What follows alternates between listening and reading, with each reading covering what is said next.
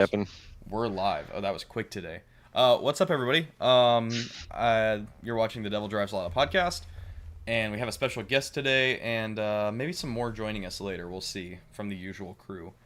But I'm Jamie. I run Ohana Arms. I spent time in Ukraine in a combat and instructing role, and I've also used to do some cybersecurity, some network engineering, things like that, and that will come in later in the video. We'll talk a little bit more about that side of things. But we have a fun episode with you planned today with our guest, and yeah, let's go. Yeah, awesome. I Thank you so guess. much. Thank you so much for bringing me on. I appreciate it. Yes, Ian, and then if our guest wants to introduce last, we can start spinning things up. Sure. What's up? I'm Ian. I'm your friendly neighborhood illicit camo dealer. I didn't do any of the cool stuff that Jamie did. I'm just a guy. But yeah, how's it going? Awesome. That's awesome. What's up, everyone? I'm Ringmaster.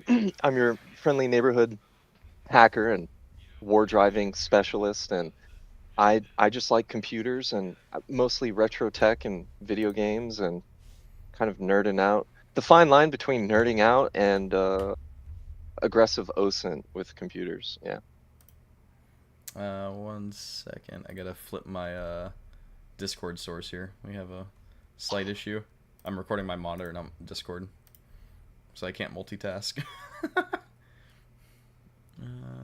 Display capture. Sorry, guys. Ooh, I see the soundtrack. Arab ear rape. I don't think I'll hit that Yeah, maybe not. That one might be loud. Yeah, I think I'll skip that one. That would be Zach. He's our friendly neighborhood autist. All right, there we go. We have Discord capture back up here. Let's see. Yeah, so Ring, can you tell us about who you are? Kind of a little bit more in detail, what your background is, and I guess ultimately why you do what you do would be kind of how to wrap that up. Yeah, my background, I'm originally from South Florida, Boca Raton. I'm a Florida man from Boca Raton. My background is specifically in private investigations. I've been a private investigator for a long time now. And then, just somewhere along the way, I was kind of working just dead-end jobs. And at that time, I was working in the vape industry, Vapor Shark, and they were one of the largest ones in Florida at the time. And then kind of moved around, was, working for different companies. And there was just no future in the vape industry. And everything kind of fizzled up. And then at some point in time, I just became really kind of like bored with life and then incredibly fascinated with computers. And yeah, I went back to school, self-taught myself a ton about computers, learned a ton about hacking and cybersecurity, and then just became like really integrated with the community and just totally dove in head first to where I'm at now, which is having moved to Georgia. I live in Atlanta, Georgia now, and just kind of a weird spot of not being able to find work, specifically during this like AI apocalypse. So I think I've been kind of quote unquote maybe like lashing out a little bit by just dumping foreign governments, military and government infrastructure online and just putting it on the website, which is funny because all of it's done without hacking. So I've been kind of like facing some like weird, like almost like educational challenges because people aren't interested unless it's a hack. So I'm finding like hundreds of gigabytes of like crazy data, but no one really cares because it isn't a hack. And I'm because you didn't steal it. yeah, specifically because I didn't steal it. Like, yeah, I've been doing what I guess you could call like very aggressive OSINT, and just pulling tons of information. And yeah, it's just so cool, man. There's like so much information on the internet, like databases and just everything. And then now with AI, like all the autists were all weaponized now with AI. So it's like, dude, All my it's friends are awesome. autistic. Yeah. We should make that a t-shirt. All my friends are autists. Oh, absolutely. Dude, but I have a question. Why would I go to your website when I can go to the War Thunder forums and find all of the leaked tank information? That is actually hilarious. And you know, I feel like someone needs to come out with a better expose on the War Thunder stuff because yeah, isn't that funny, dude? They keep leaking like It's Russian military wild. planes and like The US top geopolitical secret planes. implications of War Thunder. Yeah. Yeah. Who's funding that game, dude? Is this an American game studio? Yeah, it is interesting. I think It's a dude, Russian. honestly, it would not surprise me if it turned out to be some kind of weird, like, deep fake fucking intelligence gathering operation from the beginning. Like, Gaijin Gaijin is Entertainment. actually they're some umbrella parent company to the CIA in some very roundabout way. they're using Russian, it to but train AI on how people think and operate vehicles or some crazy shit. You know what's funny? That you're kind of giving me an idea. I wonder if I can like download War Thunder and then like download all of the models or kind of like The historical data. And, the rendering. Have you Yeah. guys played War Thunder? I actually Oh. haven't played War Thunder. I What is play it? it a lot. Is it like Call of Duty, just tank versus tank? You're operating the tank. Yeah. So it's planes, ships, and tanks. And it's some kind of a hybrid between realism and arcade. They have several different modes, but what makes it unique is the modeling that happens real time for like the damage It's like calculations. So, for example, all the armor is quote unquote realistically, I'm using that a bit loosely, but realistically modeled per data sheets that a lot of times get leaked on the War Thunder forums.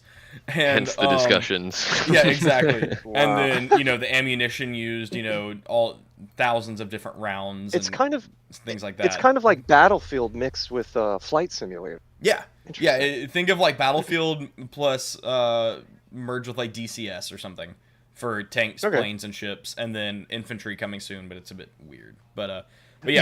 You know what's funny? Yeah, sorry to cut you off. Over No. the years, whenever I see like a War Thunder thing, whenever I see like a new like top secret military jet's been leaked on War Thunder, I never question it, and I always know it's legitimate. Yeah, we have like a running joke on the podcast before. It's like we've gone 0 days without a War Thunder leak. We've I think covered most of them that have happened in the past 3 years since we started this, but it's just like random stuff. It's usually like, well, the Chinese That's tank is hilarious. better than the M1 Abrams, and they're like, okay, yeah, prove it.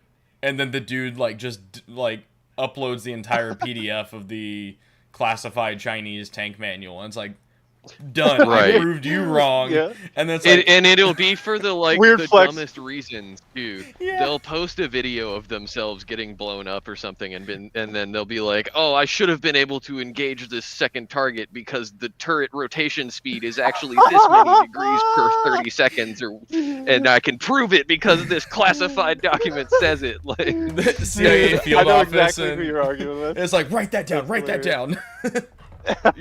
yeah. Somebody Oh, man. screenshot that. That is so funny. Yeah, I'm gonna have to investigate that.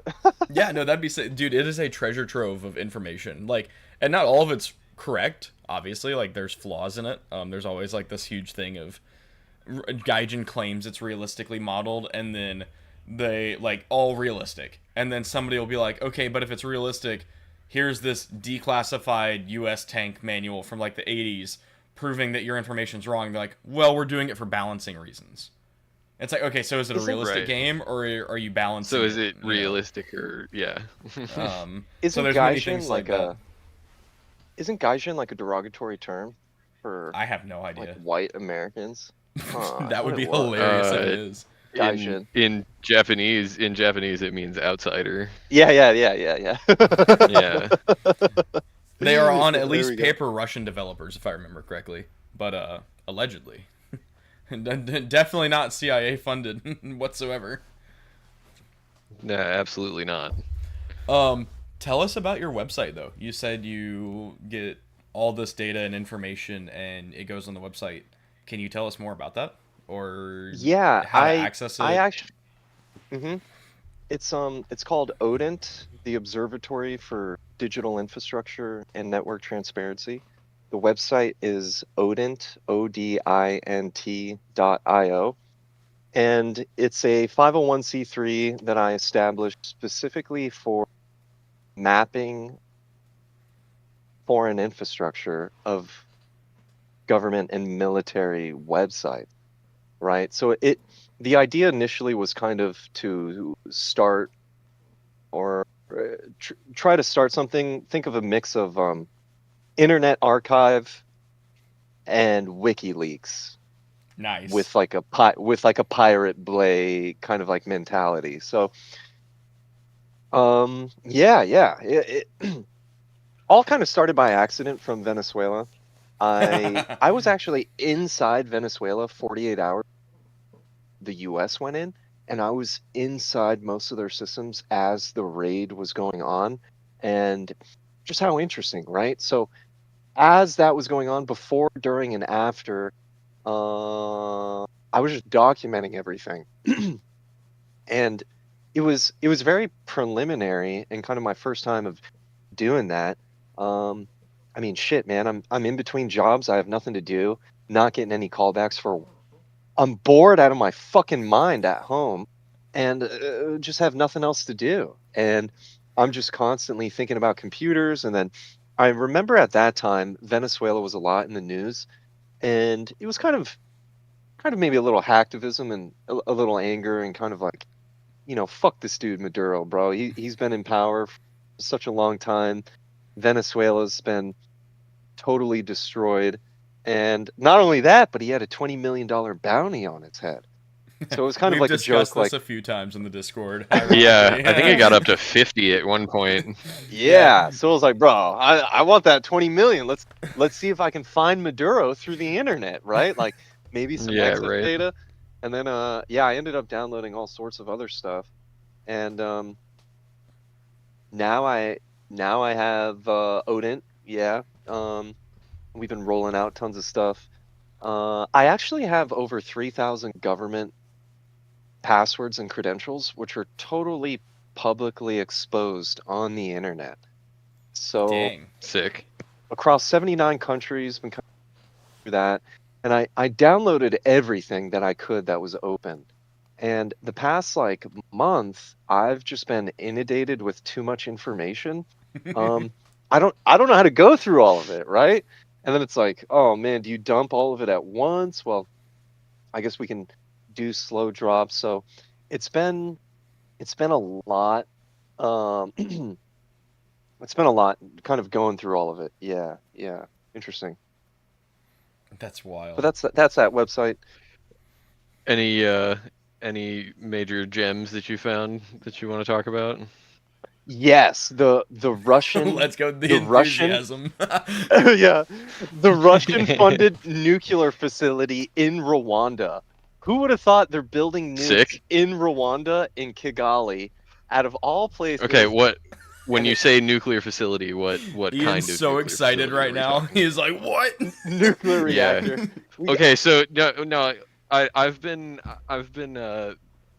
interested in and following events in Rwanda for like probably about 6 months now. So this is particularly close to home for me out of nowhere. Ian's wow, dropped cool this quite a beans. few times on us. Yeah, check this out. So Can I share that this, publicly? yeah, Okay. absolutely. So this is the website, right? And Whoa, uh, whoa! What is that on his yeah, we head? just yeah, we just did that recently. And there's just so much. So like you go to cyber tours and we got this cool little map, right? Green is whitelisted because I'm not trying to get killed, right? So all the Wait, can you countries zoom that back are into green, where it was whitelisted? yeah, All right, we're thanks. You not can go trying to out get now. yeah, we're not trying to get kidnapped in the middle of the night, right? So don't fuck with them or their immediate allies. And I Mm-hmm. figure I should be good, right? Got a friend there. Switzerland, Proton Mail banned my account, so I don't really want to fuck with them. And Oof. then I got my partner living out over there, right? And then Antarctica was just funny because you just can't really fuck with them because everyone's there, right? So, anyways, we'll zoom in on Doxing Rwanda. polar bears. Yeah, what do we find in Rwanda? Oh, you're gonna love this, bro. So they're doing nuclear funding and lobbying. The facility who's responsible for it has a blacklist that's inadvertently exposed publicly online. Amazing. And all of the people on this list is everyone they've blacklisted. And we think it's in response to anyone who's speaking out against kind of like the nuclear development in Rwanda or maybe the connections with Russia. And they have a lot of English Yeah. teachers and math teachers banned. I'm seeing that mathematics and Dismissed. science and elementary technology. Yeah, look, February 26, 2026, this one's That's and fresh. their whole list. And it's funny because if you delete the top level domain and go to their main surprise. That's Oh wild. my No, god. it's comedy, bro. Like what's going on, dude? Oh, she's the main one funding the nuclear research. Yep. And so yeah, we got their GPS coordinates, a lot of the funding. It's in The connection Ukrainian to US flag in the aid. background. Yeah. Yeah, it's Or also is that their flag? Wait. Okay, that might be just their. I think that's just their flag and the bottom's chopped off. Yeah. The green And- is just like drooped behind the couch. Mhm. And it is funded by US aid. Inadvertently, USA funded to Russia nuclear research here. And Surprise, surprise. yeah, surprise, surprise, US aid. We got it all documented. You can download all the raw data. You can browse through all the raw data that we have. Excellent. Here's some YouTube videos based on it. But okay, I got something for you guys. Now, if you want to see something really interesting, we will go here. So Ooh. let's see. The ominous see. coordinates. Yeah, let's see if I can. And Bear just with me one reminder, we second. are live, so I can't post blur anything. Just Cool. FYI, any information that comes up on your screen is shared. That's fine. Thanks for the heads up. So we come to Google Earth to look at our Rwanda nuclear facility, and it's right here. Now, what's interesting about this is if you know anything about kind of like geospatial maps, is that everything's kind of being mapped, right? Now, Mhm. we're in Africa right now. Well, here's a cool little trick you can do. If you zoom in, you can kind of look around, tilt, pan. What's also interesting is you can kind of level it. You can skew it, yeah. So if you look around, do you notice anything weird? There's only 2 buildings that have Yeah. 3D rendering. Everything else is just That's completely odd. flat. Everything else is 2D. This is the hotel where they're probably bringing in all the VIPs, like some Hilton or something. There's the pool to the hotel. And then whatever this building is seems to be kind of like their office. This looks like a helipad, right? You got a radio tower here. Interesting. So Mhm. that's just kind of like one of the things, right? Yeah, Rwanda. What else do we got? Mexico was really good. This one made the news. Yeah, this one was actually a lot of and I got Lots to choose from in Mexico. yeah. What do we got? We got 60 million birth certificates from people. We got 25 million death certificates. God. Education centers, taxpayer information. 100,000 HIV positive people. That one's not good. I don't think that one should be online. I took the liberty of redacting that. Right, that one's. I disabled that one for the homies. Right, like that's not their problem. Like that, right? They got enough issues going on, so I disabled that. Everyone else can kind of get bent though. It's And not just your so fault. funny because it's all yeah, it's all public. Hey, I didn't set it up this way. The API. Oh my god, 2 million crime records. Yeah, here you can download all the CSVs. And yeah, it's just interesting. So like, there's just so much data floating around, and yeah, just trying to classify and catalog it all. Got military maps from Colombia showing all their sites are. Irregular migration events, huh? Oh yeah, The that peace one's map good. paradox. Yeah, the irregular migration Yeah. maps. That's actually how the Mexico one started. Was for a good friend of mine was asking if we could find kind of migration or border information, see who's coming across the southern border, and lo and behold, I found it all. But yeah, that's kind of like one of the websites. Um, and yeah, it's just a lot of fun, right? So kind of like mapping. The point is really to humiliate all of the government and military agencies in Who terms are of not good at their cybersecurity. jobs. Yeah, in cybersecurity. Because Yeah, it's such, there's so much like fucking publicity about X, Y, and Z and regulation. And then lo and behold, 80% of the world's governments and military are leaking all sorts of stuff. And it's like, yeah, I mean, you don't have to hack into anything. You can You just could look at just it. go download it. Yeah, yeah. you just download it. So this segues me of smidge. I was on the way home today. I was driving the interstate. There was a section of the interstate closed, and I was driving through the middle of nowhere, South Carolina. And we're driving down this back road, and I see this nice black pole with a solar panel and a camera on it. I was like, interesting. And sure enough, as I drive by, it's a flock camera in the middle of the country in South Carolina. And I know we've talked about it on the podcast before, and I know the U.S. is whitelisted on Adonit, but what are your thoughts on that? Because that seems to be a very similar situation of how you gather your information, just open out there, unsecured, and not properly managed. Yeah, How yeah, do the how do flock you thing. relate that to Flock and overall U.S. government surveillance? Because that applies directly to us.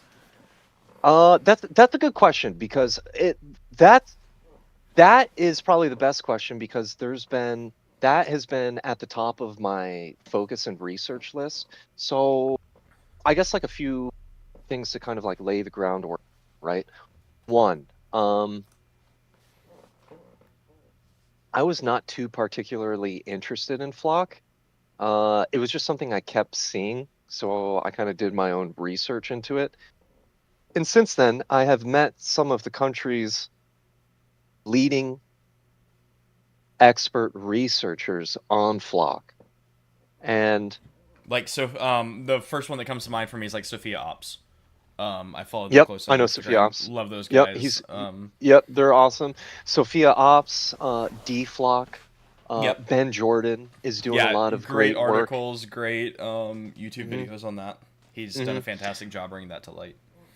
Hmm. And yeah, it's just so interesting the Flock stuff because right, it's something out of horror movies that well, I'm at a law. I'm kind of at like a hard. Okay, I'll just be upfront. I think it's fucking badass, right? From an investigative standpoint, it's fucking badass that it works, dude. And Hmm. it's brilliant. It's almost kind of the thing like, damn, how come we didn't think of that first? It is a good idea.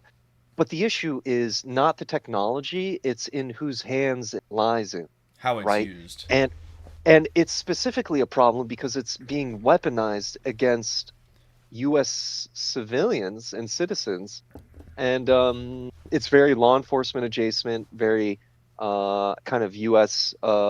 Contracting adjacent, State Department, not State Department, like local states and municipalities are signing on to get these onboarded.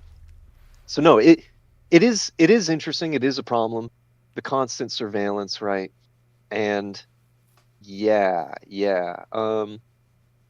So we've been looking into war driving all of these I've devices, kept up which with that is a bit. Have you been specifically targeting Flock or just anything and everything you can war drive? And I guess for the uninitiated, can you give a like 2 minute version of what war driving is? yeah, war driving is going out in your car, vehicle, or walking around, or just going out into the world with a device that scans all of the Wi-Fi frequencies or Bluetooth frequencies around you. So like, what does that mean? I can download a cell phone app on my phone, and it will scan all of the signals around me.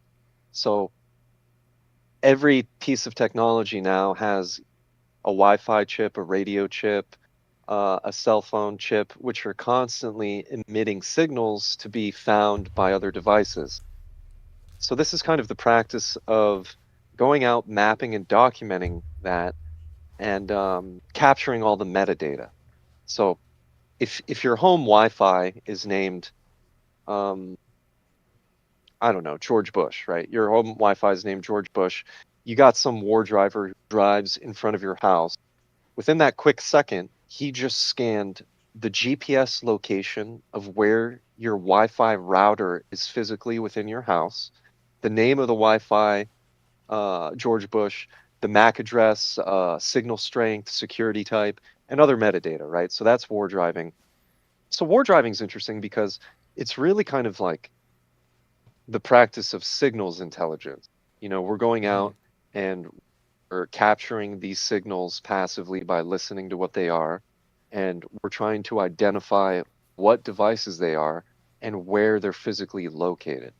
Now, it's important to kind of start off with that because I am a war driver. I am not particularly an activist or a hacktivist. I've been kind of doing some hacktivism, but in terms of Flock, uh, I just wasn't really.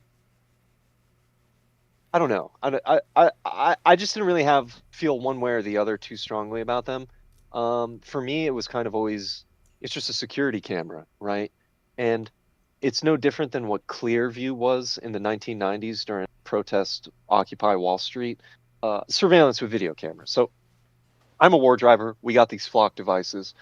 How this all started for me was, well, if I'm war driving and if there's these devices, I should be able to scan them.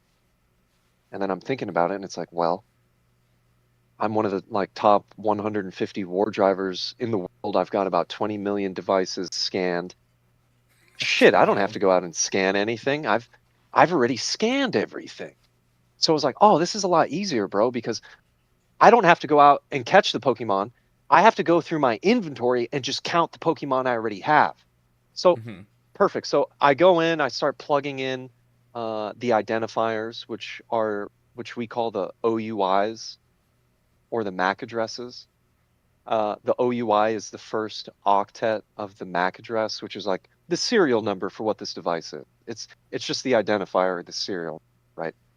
It tells me like what device or what phone that is based on the MAC address. So okay, cool. So there's all these flock cameras, cool.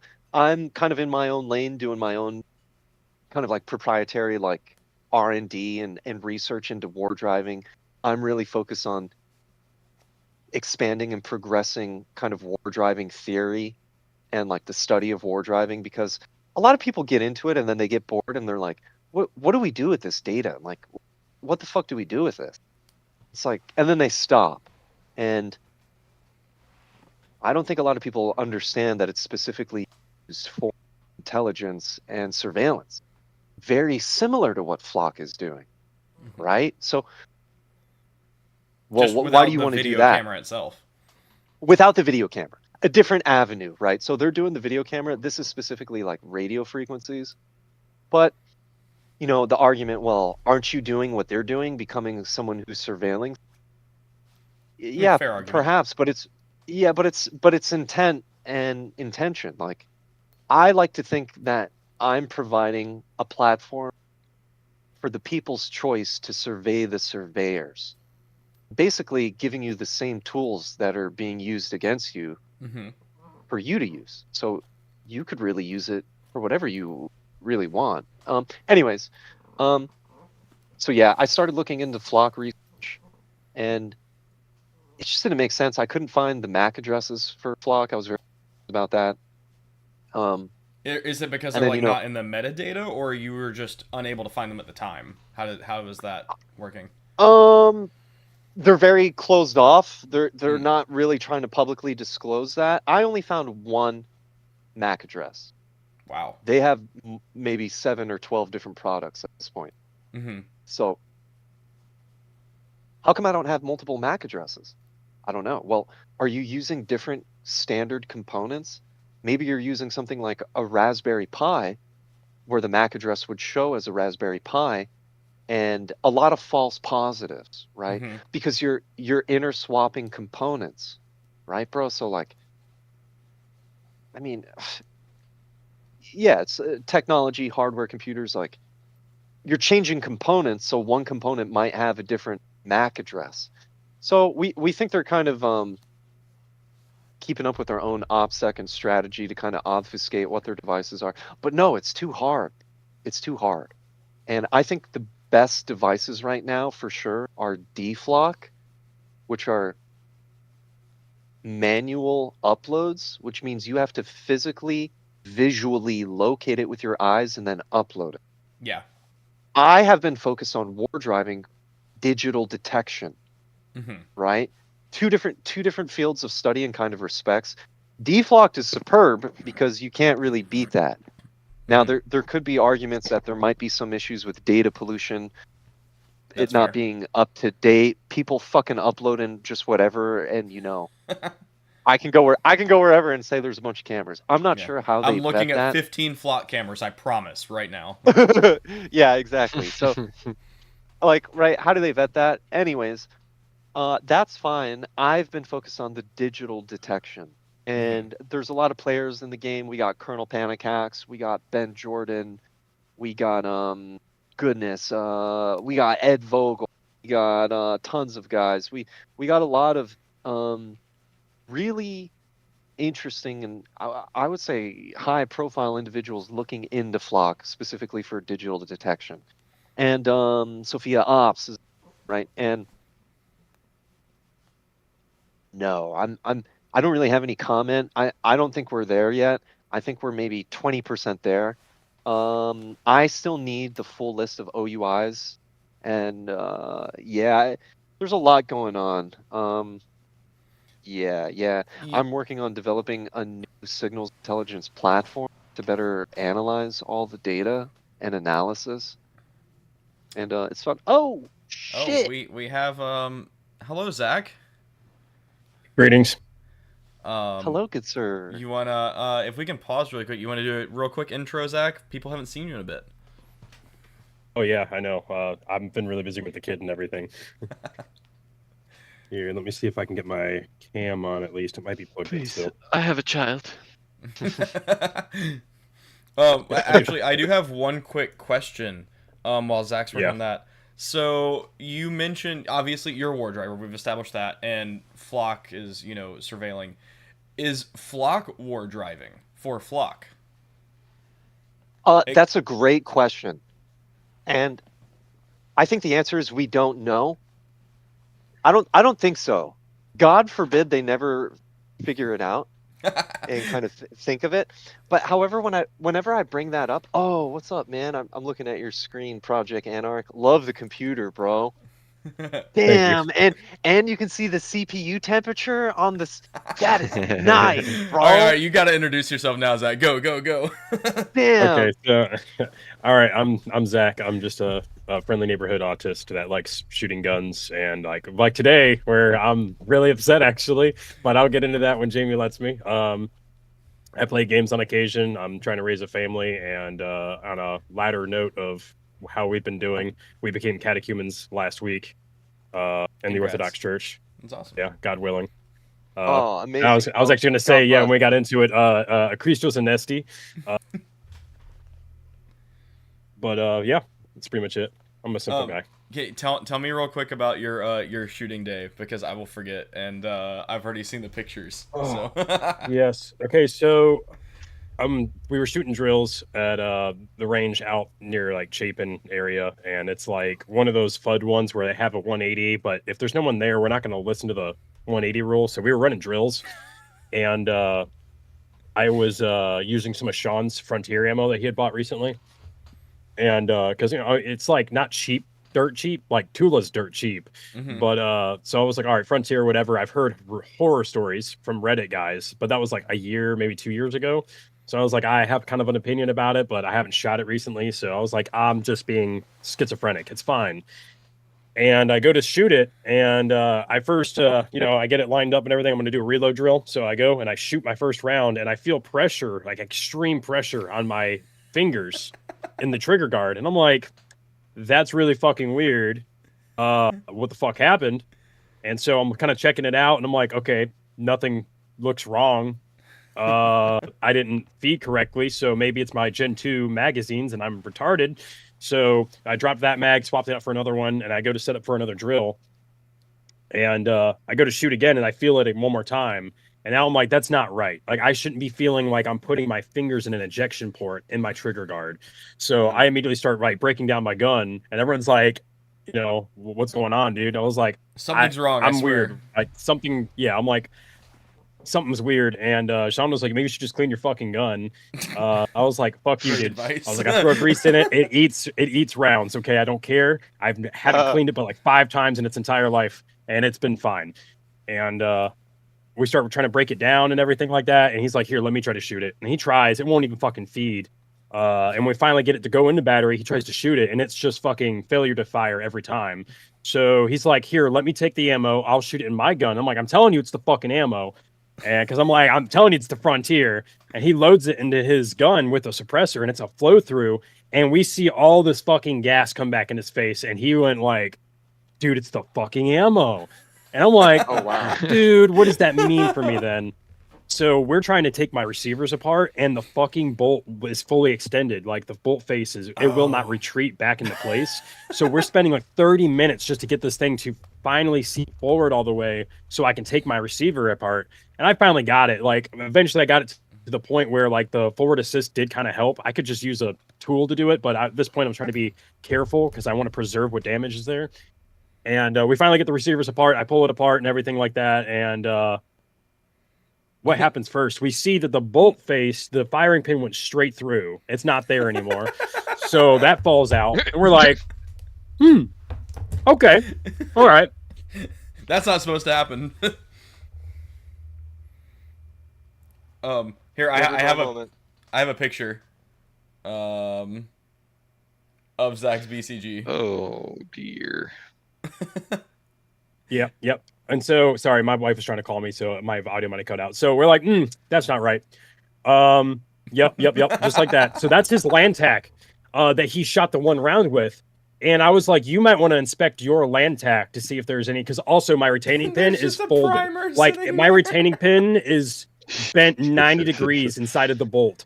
So you can't even get the retaining pin out. Unless I cut it or something like that. Yeah, it was awful. So I told Sean, like, you might want to check on your shit, dude. And he pulls his retaining pin out, and it bent his after one round. It's barely bent, but it bent his after one round. The amount of back pressure that this round caused, one single round, like, bent his retaining pin as it was. And then my 2 rounds that I did cycle, maybe 3, I can't remember because at that point I was freaking out. I don't. It's my firing pin is defaced. I don't have it on person. It's in my bolt carrier or my plate carrier. It's been I shoved everything in there. Brother. It literally looks like you were to take it and put it on stone and went like a solid couple of times, dude. It's fucked. So I need a new bolt. That's what happened. Thank God it didn't blow up my barrel. It didn't blow up my face or nothing because God forbid.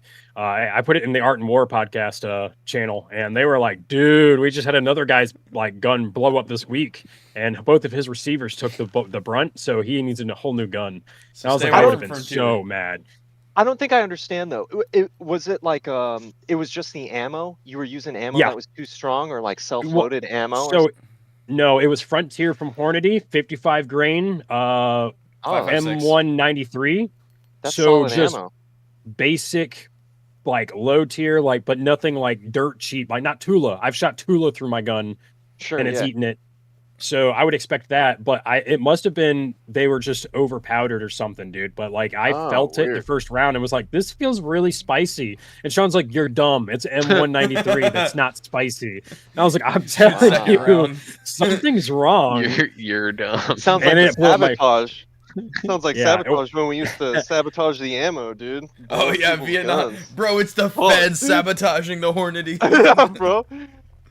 Dude, and then gosh, and then Sean, like, he thought he was gonna prove me wrong. He's like, I'm gonna put it right through mine. You're just dumb. Your gun's fucking dirty.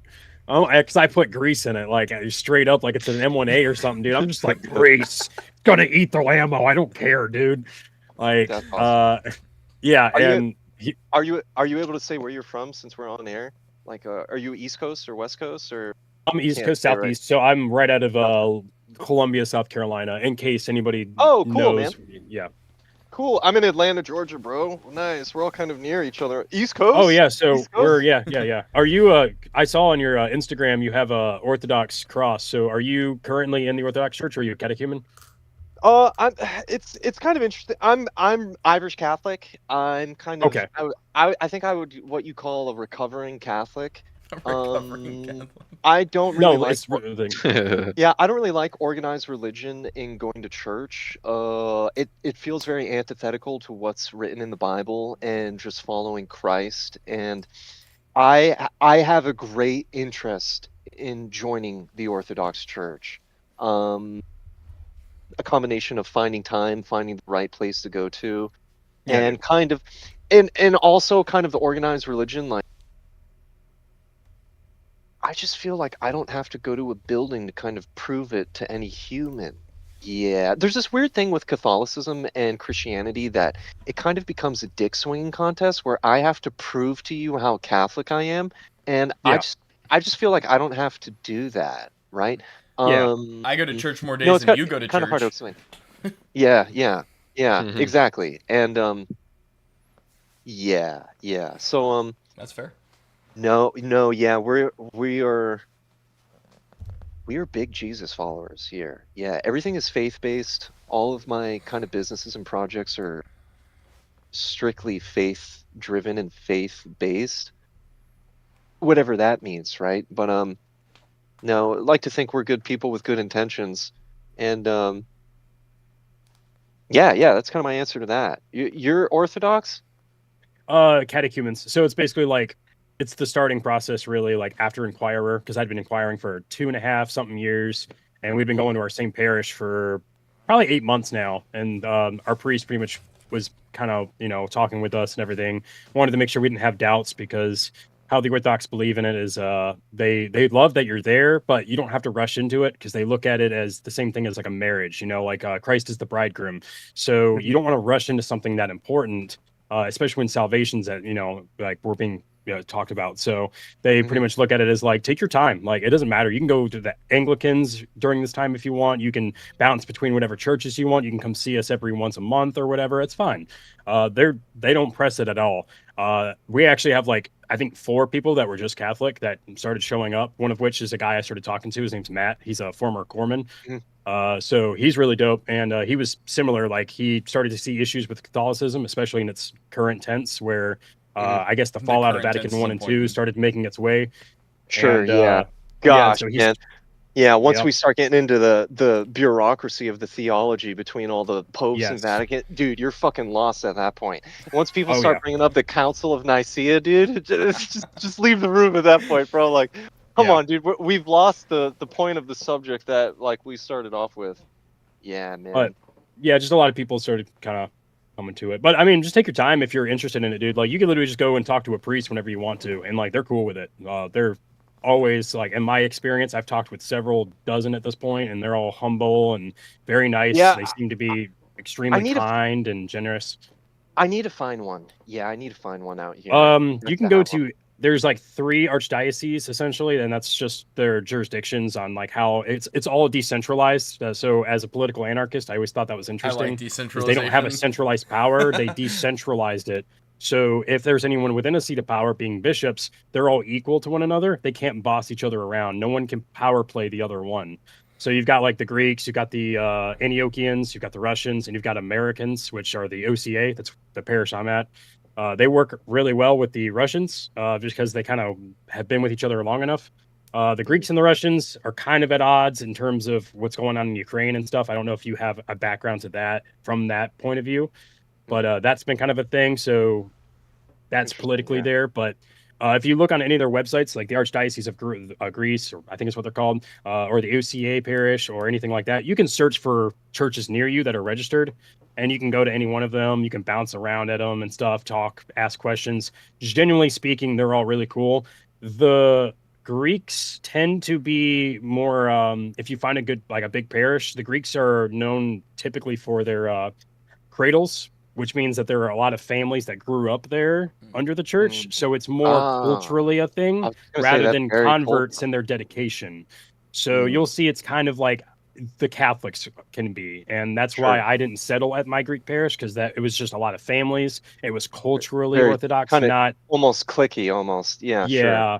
So it's not that they were rude about it. It's just that's kind of how it is. And I was like, that's fine. I I'm gonna go appreciate check out that. other parishes. So the Rocor one and the OCA one were really cool. We stayed at the OCA one because there was a lot of young families like us that were starting up and that were, they're all converts. So they could have come from non-denominationalism, Catholics. It could have come from. We have a few Pentecostals. We have some that were straight atheist. So a lot of backgrounds that came through, and they all settled there, and they're all my age with kids. So I was like, this is perfect. This is what we need. So we stayed That's there. amazing. Yeah, that's amazing. I'm in the middle of making a schema monk patch. Schema monks are so interesting. Yep, they're a rarity if you find one. Like there's only been like I Wow. think 2 instances online where I've seen like vlogs where someone's like hiking through the wilderness and they just find this random hut with a schema monk in it. And they're like, Holy "Oh, this guy's like shit. really cool." And it's like, dude, that's rare. Like that's really cool that you found a schema monk in the wilderness of like Georgia. Wow. Wow. Incredible. Wow. Yeah. Wow. Wonderful, man. It's so nice to meet you, bro. Yeah, we'll have to You stay in too. touch and talk about all this stuff. Yeah, I'm That, glad I was able to like hop on real quick because my wife's about to be home with the kid. We're gonna have to try to put him down. She got to go Put meet him some family down. while I was. yeah, I appreciate that. Yeah, hell yeah. Uh, Yeah. Yeah, yeah. Yeah. Hell yeah. Yeah. Yeah, you got me looking at the schema monk designs. How interesting.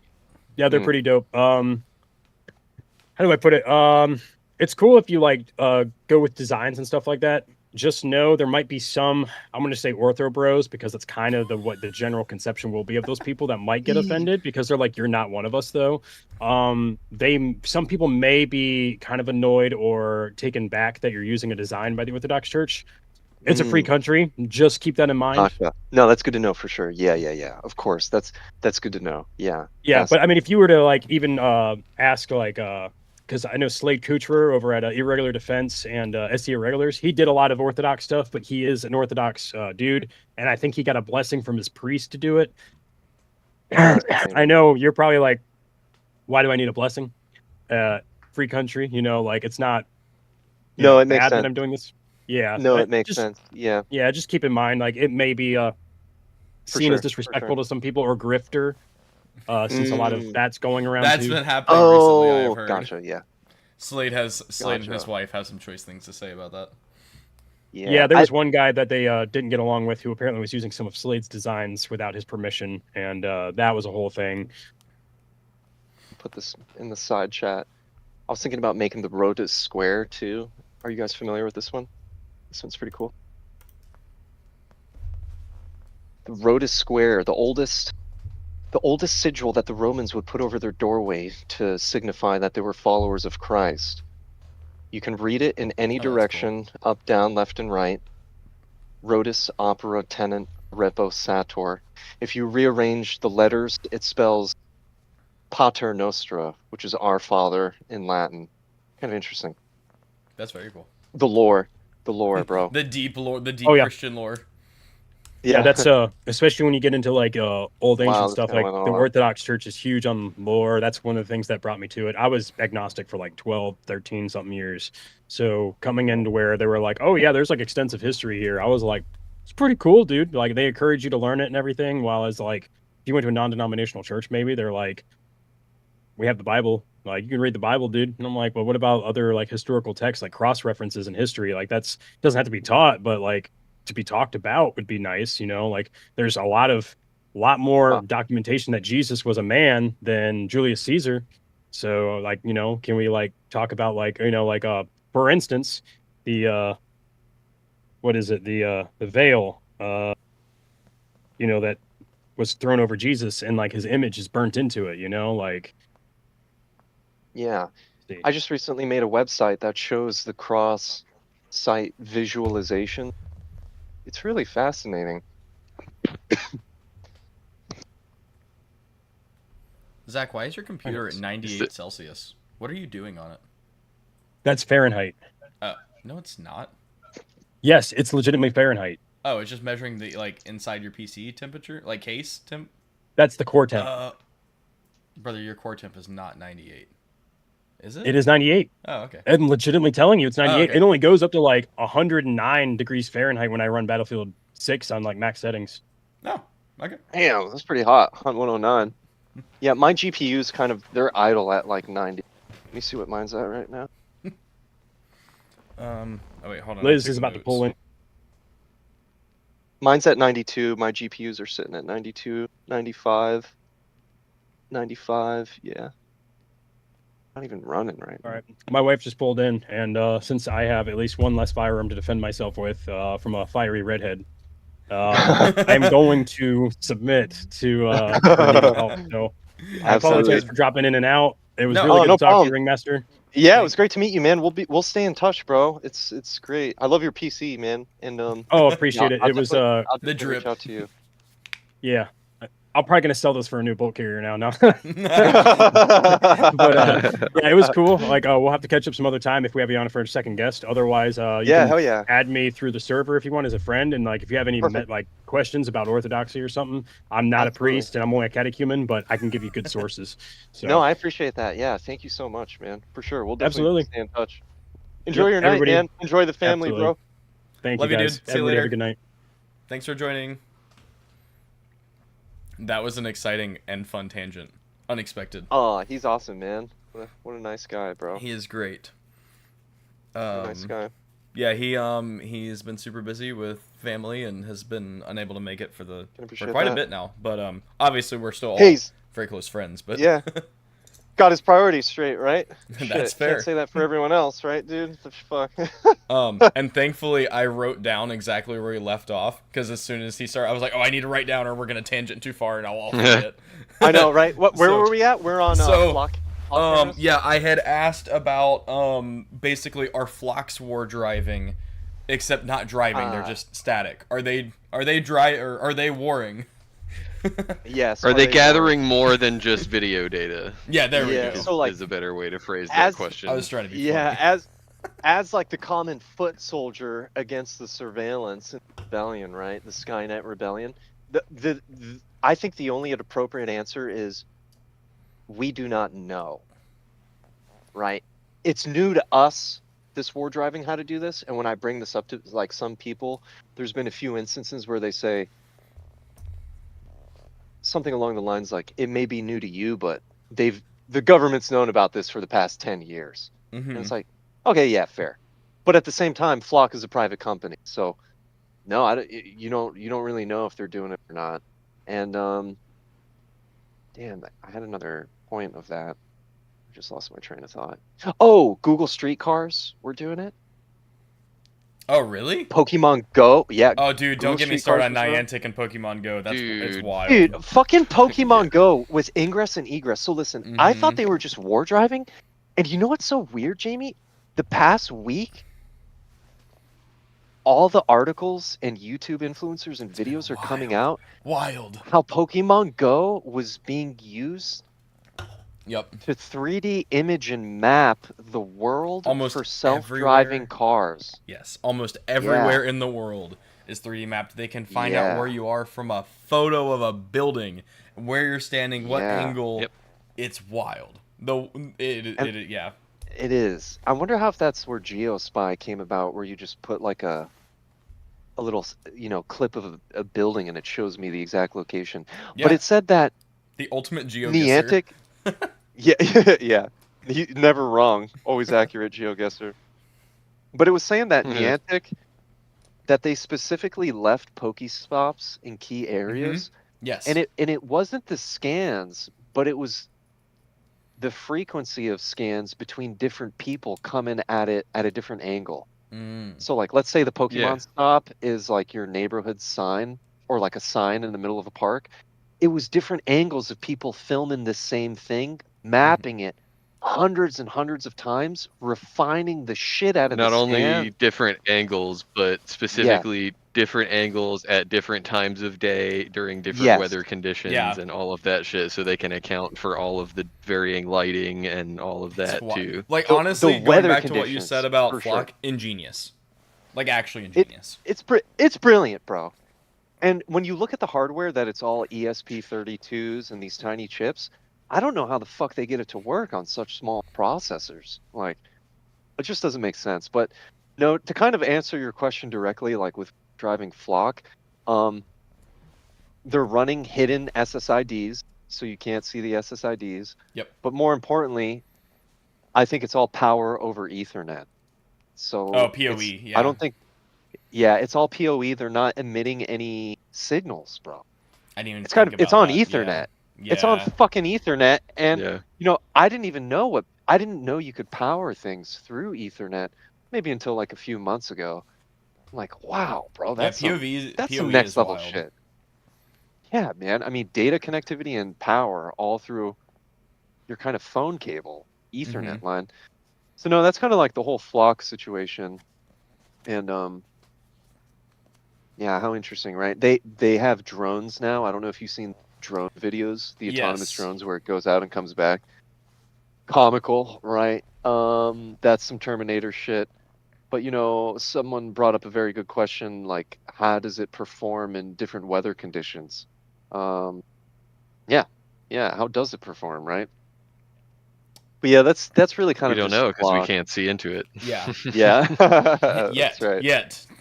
What you can see Yeah, into not it yet. is if you had an angle grinder, but Yeah, I'm not condoning Or if- any such things. yeah. Or if one of those fell out of the sky and landed in my front yard perfectly That into would my be Faraday box. wild. Yeah, what are the Right, chances of that? It just Crazy, dropped out of the crazier sky. things have happened. Yeah, crazier. Crazier things have happened. Yeah, this flock drone just fell out of the sky, landed into my Faraday box, and went to a site off site and opened up the whole thing. Yeah, I know some guys who were buying them, kind of breaking them open. That's Yeah, sick. fucking flock. Yeah, because pretty much anyone can buy them. I have two more quick things about war driving, and then I want to change just a smidge. Sure. War driving drones. Yes. The community has kind of used them for a bit, but we have not seen them, to my knowledge, weaponized until Ukraine rolled around. And you and I talked about this briefly pre-show. Of when I'm I was sorry. there. To clarify, you're talking about drones that can war drive, Yes. or us war driving drones. Drones to that find are drones? actively war driving from the air. Gotcha. I'm following. Using drones to facilitate the war Yes. driving. Yeah. not- Yeah, we not call that against war drones. droning. We call that war droning. Yeah. Yeah. Yeah, like the community has used these for a while, but as drones have become more and more common, like I don't know the statistics, but I'm sure it's something like 1 in 10 houses, or somebody has some sort of drone. And then when I was in Ukraine, I was there not before the FPV stuff, but drones were a huge thing, as we've talked about on the podcast. I was flying drones. I had teammates flying drones, and they were specialized like intelligence units that were strapping basically war driving equipment, ESP boards, Raspberry Pis, or in some cases how interesting. like massive just conglomerates of things strung together on the bottom of the drone, flying it out, gathering data, mapping an entire area of electronics, like of anything, everything from vehicles to radar to watches to what war driving is essentially, and then flying it back and mapping it and plotting it on maps. What is the kind of civilian side of that? Have you seen that impacting things? What is that? What are your thoughts on that? How does that look like, etc.? I guess I don't really know exactly what I'm asking, but yeah. I think you've probably seen a more sophisticated version than what I've seen. War droning in the U.S. is very hobbyist level, and I would say very underdeveloped. So already what you just described is already way more sophisticated. Even if you're just like throwing shit onto the drone, and it fucking looks great. You're already doing something that's way more sophisticated than kind of what I've seen for Okay. droning in the U.S. I think So the it's big issue lagging is kind of behind. totally, yeah. I think the big issue is like maybe 20 to 30-minute flight time, Mm-hmm. as well as I think people just get hung up and lost too much in like building it and not the practical. Kind of like how we were talking about a little bit earlier in the show. I was not a good 3D printer because I spent way too much time fucking troubleshooting it instead of actually 3D printing it. And I Mhm. think people are falling prey to that with war droning, where they're spending way too long making configurations and setups instead of actually flying and like pulling the data. Yeah. So to answer your question, I've only seen someone connect. They're just connecting a phone to it. Mm-hmm. That's it. Yeah, they're just And connecting a phone. Maybe a Raspberry Pi Zero, mhm. but I would like to see a war drone on a fiber optic cable. That would be That'd be next so level. cool. I have not seen those yet in Ukraine. I'm sure guys are using them. I can reach out to people and see if I can find you some pictures or something. But that would Yeah, be that'd game be really changing. cool. Especially if it can relay all that data back over the fiber optic. Like that would be absolutely Yeah. insane. Because Pi I know Zeros there's are so affordable. Mhm. Like what They are. would a war driving setup that you could zip tie to the bottom of the drone cost? Just in like Um basic parts. Like um $50, $100. I would say Yeah, probably 50, $60. yeah, I would say anywhere from 50 to $100. Yeah, Yeah, so for sure. like to a military, I mean, even the Ukrainian military who's playing Scrappy, $50 to $100 is nothing for the intelligence gathered from it. Even if it's just on a one-way Absolutely. fiber optic drone trip. Like if you have a drone that's dropping munitions or a FPV drone, suicide drone, flying, dozens of kilometers away, there is no downside to dropping a war driving setup onto it and just collecting that data while it's going and feeding it back down fiber optic if possible. 100%. I know some guys who are actively attaching Starlinks to the drone. Oh, dude, that's wild. So in That's the field amazing. remote, sending it live the whole time, live view. I mean, that's kind of badass, right? So That imagine is. if optic with the Starlink, like, dude, the fucking Be so drones cool. just Do you never guys coming down. follow RC Test Flight? Have you seen any of Yeah, his I stuff? love those guys. Yeah. They're like forever flying drones that Yeah. they've made and stuff with the big solar panels on them. Well, think that's specifically, I brought them up because you said something about using Starlink Mini as a remote uplink on a drone. I've did seen they do them it? do cool stuff with like marine drones Oh, doing yeah. that. Yeah. He Ukraine's made doing one it. that was fully autonomous and had a Starlink Mini on it Dude, for that's an awesome. uplink. That was- I didn't Yes. know guys were doing it's that at awesome. home. Speaking of that, yeah, I'm surprised we haven't seen more of the submarine drones. And I know some people are starting to talk about those, like little submarine drones to protect the waterways, because there's Yeah. a Yeah. lot of discussion around our submarine bases. Hence the kamikaze dolphins. Well, Right? I mean, there's a very high profile government program right now to develop the have you seen the Manta drone? Oh, yes. no, I haven't seen that. It's Yeah, it's a submarine. It's a submersible. What is Oh, it? What are they calling it? An SS UAV. semi-submersible. Holy shit, that thing is yeah. big, dude. Looks like a manta ray. Yeah. Holy Yep. fuck, that A thing is huge, submersible, bro. semi-autonomous, unmanned vehicle. Yeah. It's Dude, it's this is some wild. Skynet shit. Fucking wake up It really is. out of a time really freeze, and there's is. just hundreds of these things floating around. Oh, If I- hold up, if but yeah, I you'll go out- Google that. If I'm out fishing one night and I see that thing go by in the Just- water, I don't know. I don't know what I'm gonna do, man. Like, I quit. that's pretty I'm funny. done. Yeah.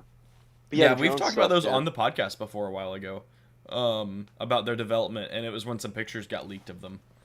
Some like sat imagery or something was leaked. Yeah, we'll put it on War Thunder, bro. no, some dude got a video of it leaving Virginia Beach one time, Oh, like that's a couple hilarious. years ago when it was still pretty new, and he just posted it on Facebook like, "What the fuck is this thing?" Yeah, you guys have seen the kamikaze dolphin stuff that's been making Yeah. memes lately, and how they're denying that. That is pure comedy gold, bro. Wild. Yeah. Yeah. I mean, Yeah, What- it, It's we've been real. That's experimenting with like 100% real. dolphins and what was Russia experimenting with? What kind of whale? Like beluga whales or something? The weapon. Yeah, wait till they Russia's... find out. Hmm. Wait till they find out about the sea lions that drag the people down before the dolphin kamikazes them, dude.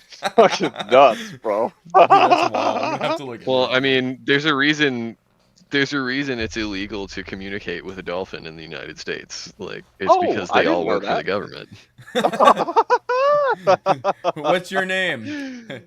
Yeah. 11. Wait, Dolphins are what do you fed. mean? No, it's literally against the law to try to communicate with a dolphin. Oh no. Oh, dude, we gotta make a sticker or shirt. Dolphins are feds, and then cite that law. Facts. Yeah. Dolphins What's are your social government security agents. number? What's your government ID number? It just reads off. Wait a second. I was joking. It clicks it to you in Morse code. Yeah. All right, I got it. It is illegal in the U.S. to intentionally interact, communicate, or attempt to communicate with wild dolphins if it disturbs their natural. See? As this constitutes harassment under the 1972 Marine Mammal Protection Act, MMPA. Penalties include fines over $36,000 and up to a year in prison, bro. Could you imagine spending like 6 months in prison? Like, what are you here? I was Yeah, just trying to dude. talk to a dolphin, bro. What are you in for? Yeah. Cops caught me talking to a dolphin. That's wild. Insane. Absolutely wild. Cops War caught me driving talking to a dolphins dolphin, coming soon near you. It's literally, you know what it is? I bet it's because they're really shitty at OPSEC. They just don't want them talking to people because they're That is bad at keeping fucking hilarious. secrets. They're totally dolphins are telling all the other animals. Whales are communicating it. Yo, guess what I did in training today? Right, right. We drowned two people. Dude, Yeah. we're training to assassinate some Iranian Navy guy? I don't know. That's Yeah, they great. show us this picture Comfortable. every day and tell us to find him. Right, right. Oh, I that's so have funny. one more thing about war driving. It's kind of a split thing. What does this mean for like the common person? Like what are some precautions you should take? Like how does, for example, when you're war driving, you gather metadata, which you've explained, you know, what that contains. What is something like, what's an advice you should give, or the average person should do, whether it's, you know, reset your default password for your router, or, you know, use hidden SSIDs, WPS, you know, security, things like that. What could be some pieces of things you'd give to the public to say, hey, fix yourself before you don't have a chance to? Yeah, for sure. I would say with your personal devices, definitely turn off your Bluetooth and kind of Wi-Fi if you don't need it. So for instance, if you leave your house, turn off your Wi-Fi, especially if you're not going to be like on your cell phone, like turn off your Wi-Fi. That might help a little bit. Definitely try to turn off your Bluetooth. Faraday bags for the cell phones, I think, may be the most underrated item kind of imaginable now. I just quite a few Faraday bags for all of our stuff. And it's a pain in the ass. You know, my phone's in the bag. I don't get phone calls. Yeah, that's kind of the whole point of the Faraday bag. And yeah, it is inconvenient, you know. Just a suggestion, maybe use that if needed. The hidden SSID definitely would help significantly. It would just be a pain in the ass for you to kind of connect to your own devices. I think something that would be very helpful would be changing your SSID name. So change your Wi-Fi name.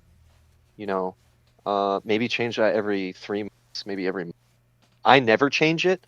That's maybe bad OPSEC on me. Do as I say, not as I do. Yeah. I never change. I should probably change it. Yeah, because like if anyone war drives, you know, you could probably still find it through the MAC address, but it's just still like one extra layer. Yeah, just kind of be conscious of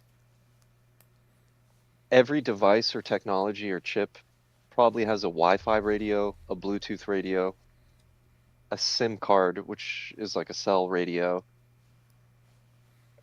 some sort of emitting frequency radio device.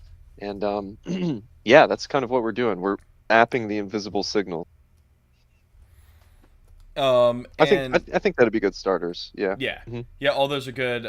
There is you mentioned turning Wi-Fi and Bluetooth off.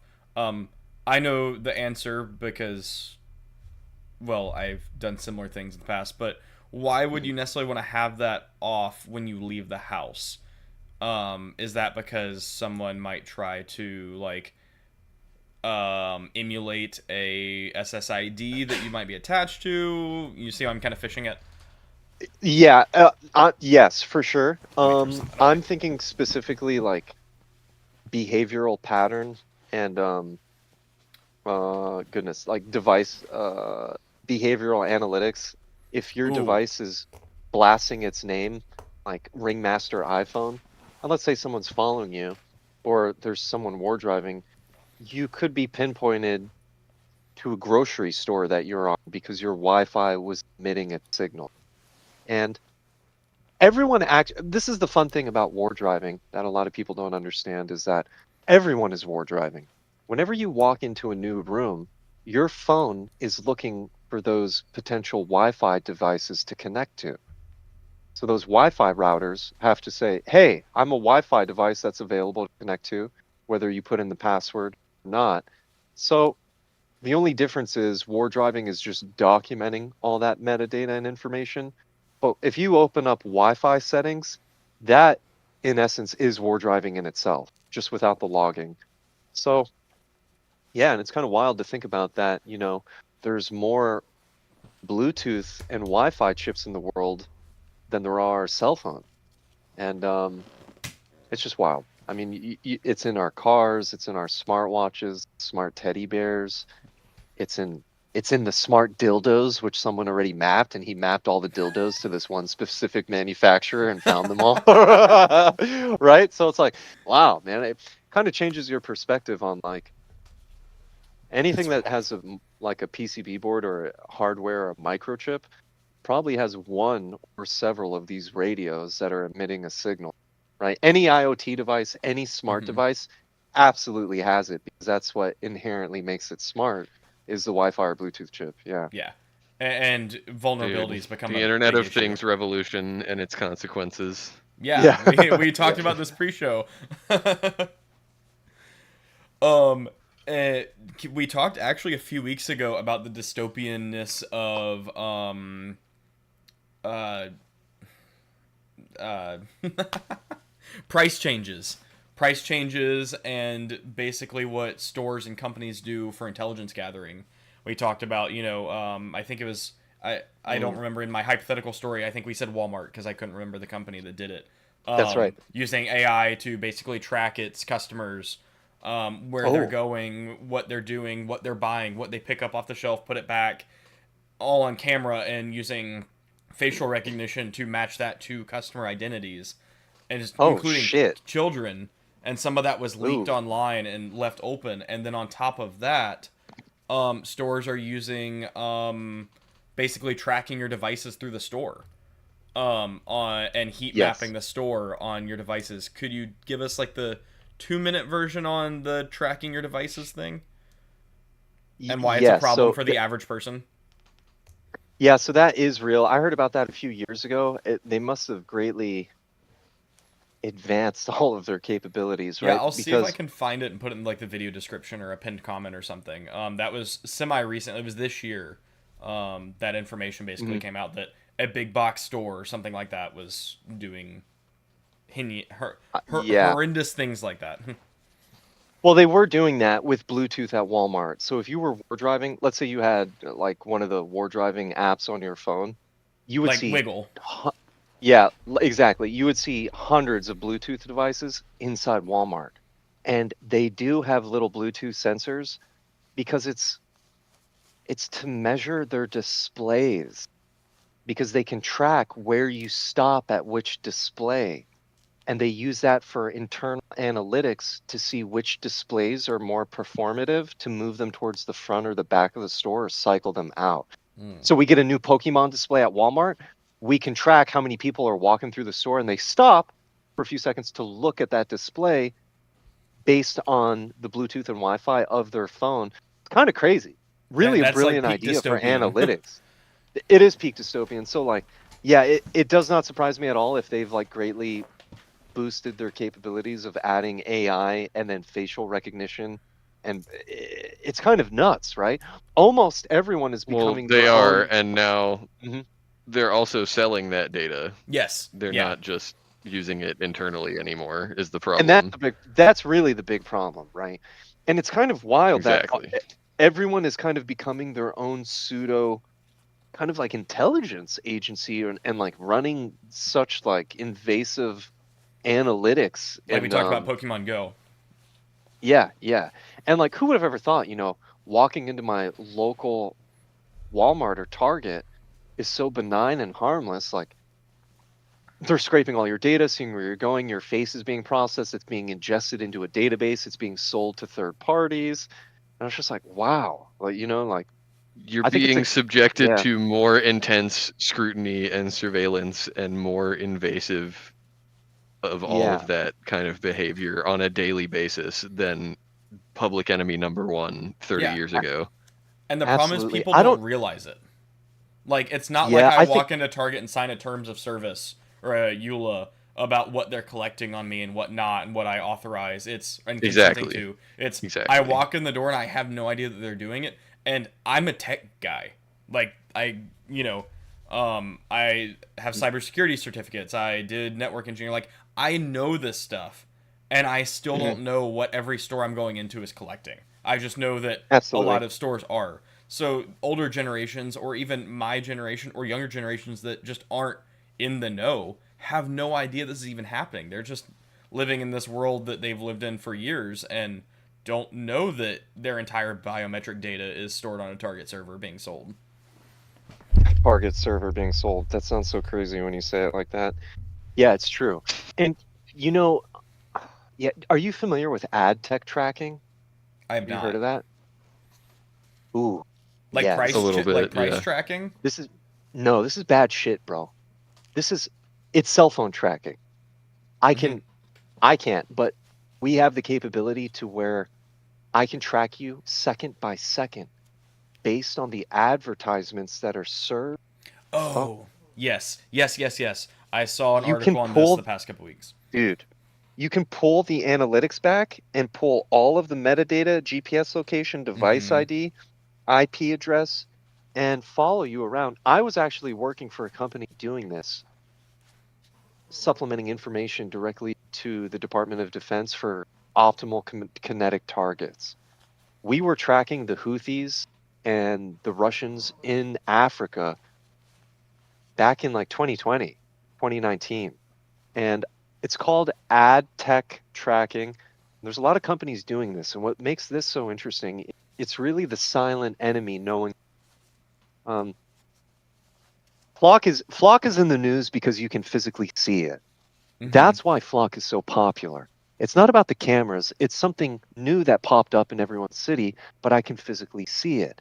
Something like ad tech tracking is much harder to explain to the individual who's not familiar with cybersecurity because you sound like a fucking crazy person, conspiracy theorist.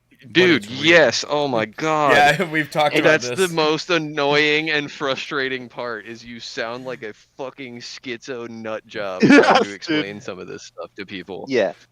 Yeah, I got over here, I'll drop the name of. Yeah, there's like over 200 companies doing it. And why is this so interesting? Everyone's doing it. You can spy on Americans. It's totally legal. And why is it legal? Because it totally Because supersedes we have no data privacy rights. none. It doesn't exist anymore.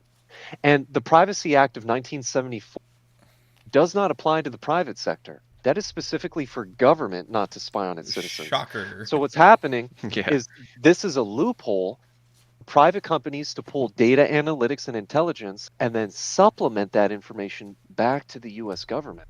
And in Yes. turn, Yeah, because big there's no money law takes saying it. that they can't buy the data. Yeah. That's So right. they're That just came using out our literally taxpayer dollars to buy that recently. data Government back from a third government's party not source. spying on you. Meta's spying on you. But Yeah. they're No, just selling yeah. it back to the Yeah, government's DoD. every buying company that. that you've ever paid $1 to is spying on you, and we're just using your dollars to buy that data from them. It's Yeah. fine. Yeah. And then Yeah, what is it? that was the Article article I 19? read. And then what? Article 19 from the United Nations declaring that privacy is an innate human right. Well, guess what? That's United States. They don't have any sovereignty or authority Yeah. over the. We don't recognize them, bro. Yeah. And Fuck guess you guys. what? Guess what? 2 countries voted no for that. Also, Yeah. So I think they were whitelisted I on their could map think. earlier. Yeah. I'll give you. Yeah, I- it's the ones that showed up in green on the map that we showed earlier. Yeah. Yeah. Surprise, surprise, right?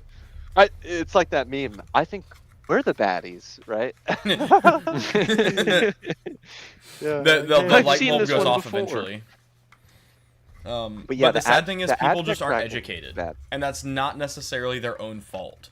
That's just No, it's the not. nature of the beast, and it's so dense and convoluted and ever growing, ever evolving, and AI is only added to this, as we talked about pre-show. Nor would you have ever expected Yeah. this to happen. It's kind of like I sell oranges, right? And all I do is just have a business of selling oranges. And then someone kind of comes along a few years later and they're like, well, maybe we should start tracking how many oranges we sell to people. And then after a period of time, it's like, well, now I know who buys the most oranges, which customers are likely to buy them all, who I should save them. And it kind of creates like a weird caste system of, I don't know, just intelligence. Mhm. I mean, Dude, It's and it's the crazy part is how much deeper it goes than that. Is like using the amount of data that these people have, they will make inferences like, oh, based on the number of oranges that people buy and when, I can tell you, who She's they on her work for, period how or much whatever. money they make. Yeah, exactly. What kind of health problems these people have and all of this other shit because Totally. combined with our data, we also bought data from 17 other Yeah. corporations that you interact with and have built this deep psychological profile on you with every behavioral fucking indicator that we can find. Yeah, I think it was CVS or Walgreens recently kind of got exposed for selling. It's not health information because it doesn't break HEPA because they're just sharing customer data on who bought and sold what because they had a CVS or Walgreens account or whatever. But they were like tracking like if women were on their periods and how to advertise to that and demographics and race. And hey, they bought this Fucked kind of up, bro. medicine this often, so they're probably psyop within susceptible to itself. this or that. Yeah. Get- And I getting- believe getting- they got getting exposed for data selling like it to that. insurance companies. Yeah, that's fucked up, bro. Like Yeah. that's So- wild. So check this out. I'm a private investigator. I run my own background occasionally to see what's new. Maybe once a year I run my own background just to see what's there. I just dropped the Instagram post I made about it and the actual photo. I ran my background. I haven't done it in about maybe a year or two. Well, lo and behold, AI is now integrated into all of the background services. And I found this little thing in it where they kind of flagged me for having evasive behavior and tendencies. Fuck yeah, bro, you ain't finding me. I But can't hear. I think I can pop this over to my other monitor without. Nope, that's a shared same monitor. There we go. Yeah, this is what the post he's talking about to our chat to our viewers. And yeah, it's kind of interesting. We can take a look at it, and it's like, so none of this is actually accurate. All of this is very presumptive. So, right, criminal history, I have no criminal history. I have no bankruptcies. I have no substance abuse, which violates HIPAA. You would have no fucking idea about that unless I was arrested with a pound of marijuana or blow. Then Or if they were you see buying like drug tests. Criminal if they convictions. caught you like buying drug tests from Walgreens, and that's information sold, they yeah. could probably cross-reference that and assume that That's a good point. I didn't think of that. Absolutely, dude. because all your data So right, sold. so the substance involvement is very interesting. The weapons one for me is interesting because we don't have any firearms registry, so I think that would also kind of be a criminal charge. Like if you got, I don't know, brandishing a weapon, it might flag. So evasive behavior. I got flagged positive for evasive behavior because I'm a skip trace professional. Yeah, that's what I fucking do as a private investigator is I skip trace people. So that's kind of Yeah. that's kind of interesting that Evasive. it almost shows you don't You're trust me, literally right? being flagged for thought crime. Yeah, I'm being Yeah. flagged for what my job is, right? And then dual straight address. Yeah, because I just moved states. That's pretty funny. So they don't like that my car is still registered in Florida.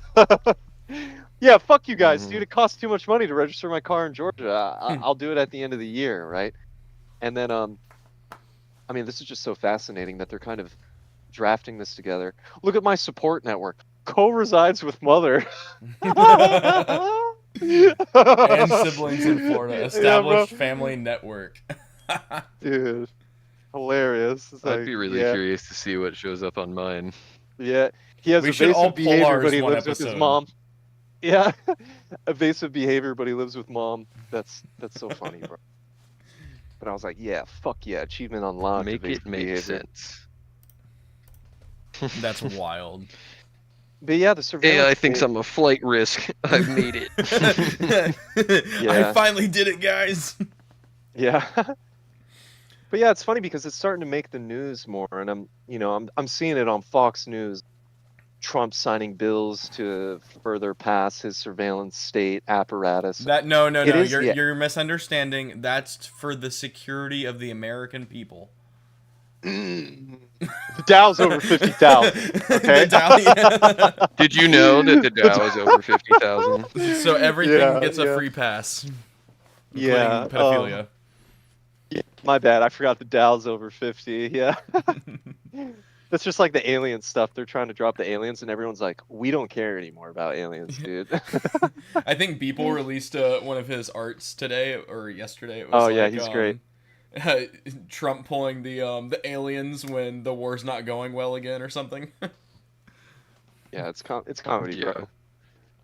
I have one more no war one is falling driving for this shit. question, and then just to not keep Sure. us here all night, I want to shift gears to two more topics that will be shorter than war driving, I promise. Okay. So, war driving. If someone wants to get into war driving and have a better understanding of it, what apps can they use? What is something they can buy? Something turnkey? Something they can build? Just how can someone find more information or get started into that? And why should they or should they not? Yeah. You could find more information by I don't want to say Google it. Like, yeah, you could Google it, but like if you really want to find like community information, I would say follow me, Ringmaster. I have a Shameless plug. Substack. Yeah, shameless fucking plug. Follow me if you want the right Hell yeah. info. Right. My website, that Wiggle is the de facto website to upload. And I'm find, working on my because you own can also platform. pull the map up for Wiggle, correct? Yes, you can. I'm actually working on my own, which I am launching this week. It's called WiFiMothership.com. Oh, that's Kind of fantastic. has more functionality, more signals, and like behavioral pattern analysis, and kind of heuristic information. Can I get a beta test of that? Can we? Oh, yeah. Can we see that for a minute, or? Oh, yeah. We can save that for another episode or something. Yeah, for sure. Let me throw that up. Yeah, let's Gotcha. go. Pre-released information. Yep, Can I open Yeah, the so this- stream? Is that safe to open on stream? Yep. Okay. you can open this. So this is Wi-Fi Mothership. Oh, let's go. It's Uh, clean. these are all the signals, right? And it's all kind of Oh, thank you for turning on dark mode. the 2 Appreciate point- that. yeah, the 2.4. Yeah. Gotta have that. And there's just a lot of features, right? Like we have graphs. Let's see if the graphs load. It's probably To pulling be from clear test to set. the audience, this is in beta, so this is not released yet. So Yeah. any bugs? Oh, geez, dude, that's awesome. Yeah, they're all 3D. You can play with it. It pulls from the entire data set. So it's trying to like kind of see the analytics of like just trying to visualize this data, right? This is the channels. This is another chart kind of showing the distribution. Oh, speaking of, Yeah. you said this is all 2.4? Up to 6 gigahertz, 2.4, Oh. 5 gigahertz, and 6 gigahertz. Dude, that's incredible. I was gonna ask if 6 gigahertz is still like obscure enough to be safe from war driving, but it is clearly not. I would say No. yes, because people are buying devices that are most 2.4 and 5 gigahertz. Mm-hmm. I use a Wi-Fi adapter that's 6 gigahertz, but mostly everyone is still on 2.4 and 5. Yeah, when you asked about the drone thing earlier, this is what I was thinking about because we've been trying to Oh, track drones. you were war driving drone. Okay, yes, I remember this. Yeah, I remember talking based on like this is kind of it's kind of hard to figure out, right? Different kind of frequencies of the drones and like the MAC addresses. You know, you can come to the actual map to see the actual uploads that are Dude, that's submitted from fantastic. users. Oh, hey, Charleston can- noticed. You got some Charleston up there. I see somebody was driving down an Mhm. interstate into Charleston. Oh yeah. See, right, you can zoom in and then you start seeing like all the analytics of the devices. That's the Wi-Fi name, the BSSID, the security type. Didn't get channel or frequency with the scan. The manufacturer made that. So there's just a lot you can do, and then Is there do I a have? way for me to just like search my SSID? This is for me and the users, but like search my Oh yeah, right here. MAC address or SSID. Oh Yes, yeah, you could right there. search your Yeah, I see it. SSID MAC. Yep. you could search your SSID base against what's uploaded, or if you just want the MAC address, you can go Oh yeah, right there. just look up all Look the up. MAC addresses there Dude, that's too. amazing. I will do this Um, as soon as you release you can this see, because I yeah. want to know. Well, this is released right now. This is out right Oh, now. okay. You can play with the website. I'm working on a cell phone app that pairs with this, so you can actually scan with the cell phone app. I can drop you the Oh. beta to that. I Yeah, shoot me actually an APK. yeah, bro. I actually need people to download it from the Play Store so I can push it to public launch. Yeah, I'll do that. But wait, hold on. I added CVEs to this. You thought you I might added need to push it. CVs. Yeah, I thought I added CVEs to it because I am not seeing it. But yeah, it's cool stuff, right? And then once we get more uploads, right, the data just kind of naturally enriches itself, and then you can kind of see like what are the most common devices and whatnot, regional stats. But yeah, war driving. That's incredible. Thank you. Yeah, that's fantastic. I will be doing this with you then. I'm gonna have to get with you later, and now that we're friends, and Yeah, oh yeah. we can proceed.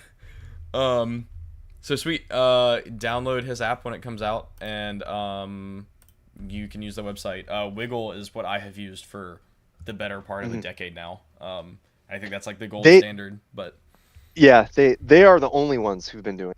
Yeah, for a long time. They're great. I just needed a little bit more analysis, so we just made this, kind of spun this up. That's awesome. I have one more quick topic, and then we'll kind of get into another big one. Age verification stuff. So that is all over the news with Discord, porn, you name it. I have to let me send my ID, let me scan my face in order to gain access to fill in the blank on the internet. Yeah. Your whole job revolves around accessing things that aren't supposed to be accessed but are accessible.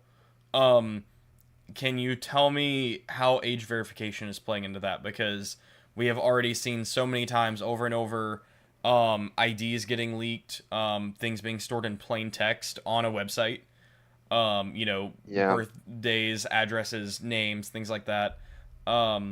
Hey, do you have any personal experience of that? Because that is becoming a huge issue as age verification laws get passed all over the world, and it's really unregulated and done in very stupid ways with laws made by really old people that don't understand how computers work.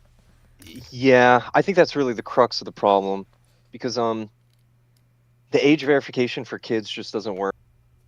I think they say like 46% of kids just bypass it through AI or just using different things.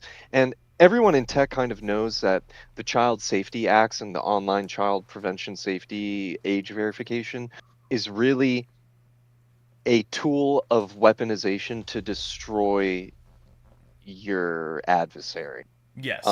It's been widely known that that's kind of the Child Protection Acts are what wipe out companies, and it's really a tool to take down businesses through this. And we all know it's not going to do anything. It's not going to help anything. And you can't arrest pedophiles. You think an online child safety act is going to do anything? Like, There you go. Hit the nail on the head. come on, that's not going to do anything. Yeah. But yeah, it is interesting. It- all of this stuff. But like in terms of the data, especially with AI now, I mean the acceleration of all the hacks that take place is all from AI. Whether you can prove it or not, it's certainly filling the minimum knowledge gaps assisted. with a lot of Minimum. people. Totally helping you fill in the knowledge gaps. And I think Discord had a massive leak about a year ago, and everyone's information was kind of exposed, and they had to stop their kind of changes that Discord was going to do. They wanted to do temporarily not rolled back, postponed, from my understanding. But it is still coming.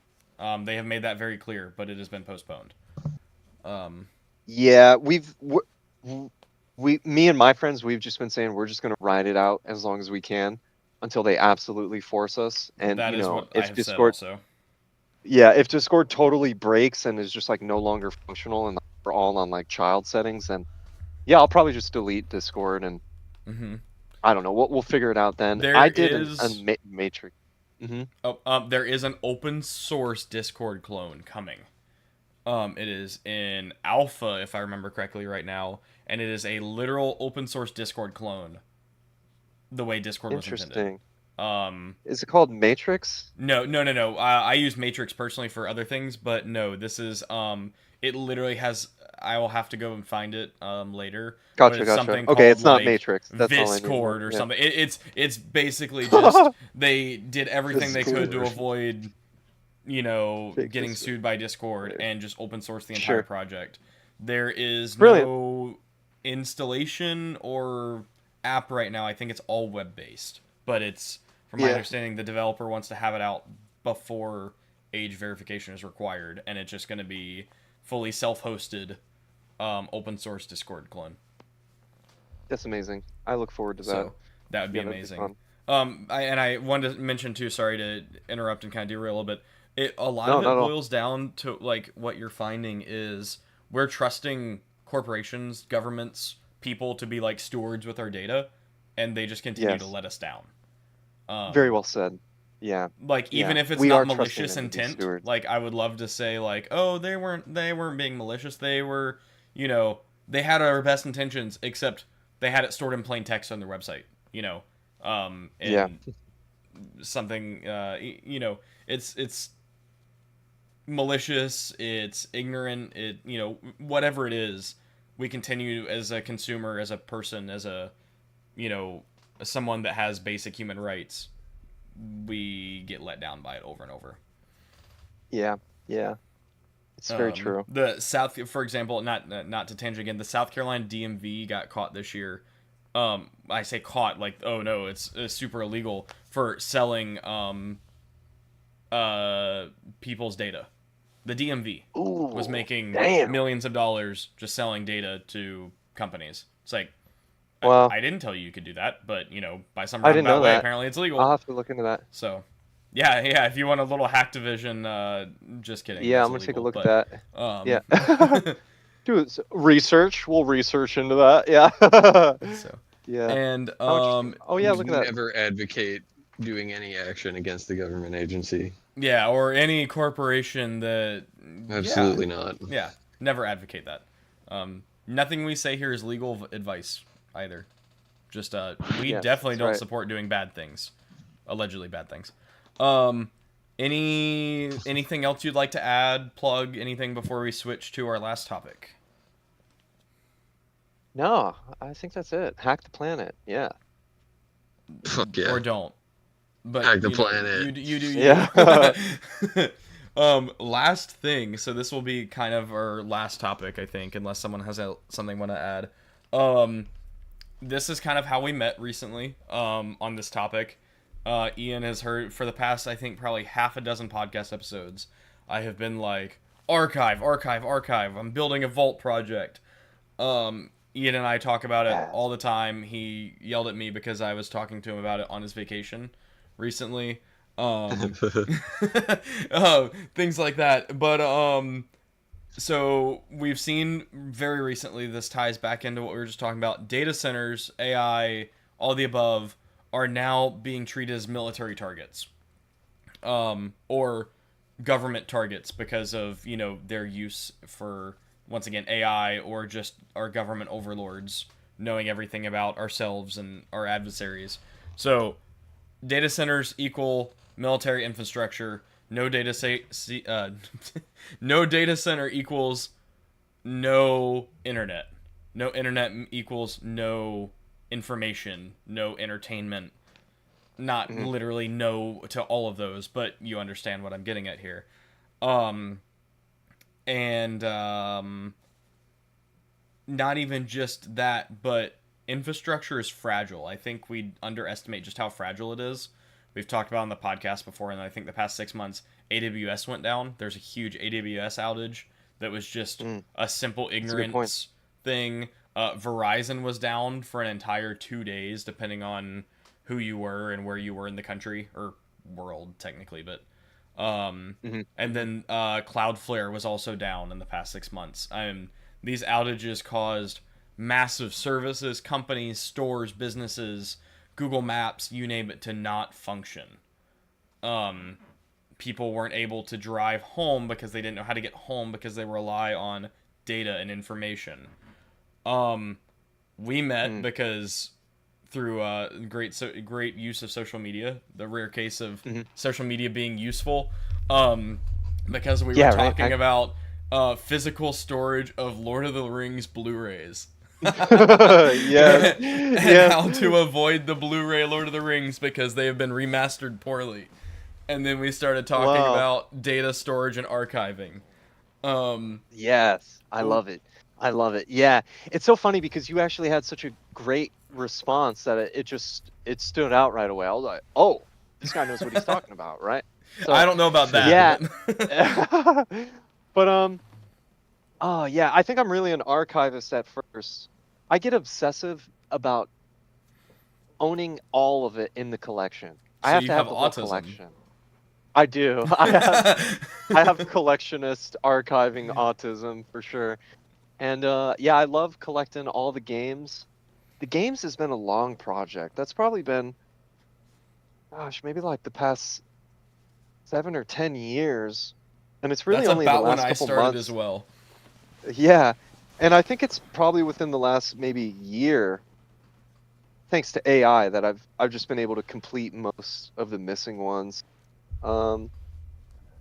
Yeah, I actually didn't download any of them. I actually got all of mine from curated like compilations Me too, from buddy. the Internet Shout out Archive. to the Internet Archive. Yeah, Let's go. bro. Shout out to The Internet Archive has everything. It's great. The Internet Archive and the Qubit torrent search function. Fantastic. Absolutely fantastic. Oh yes.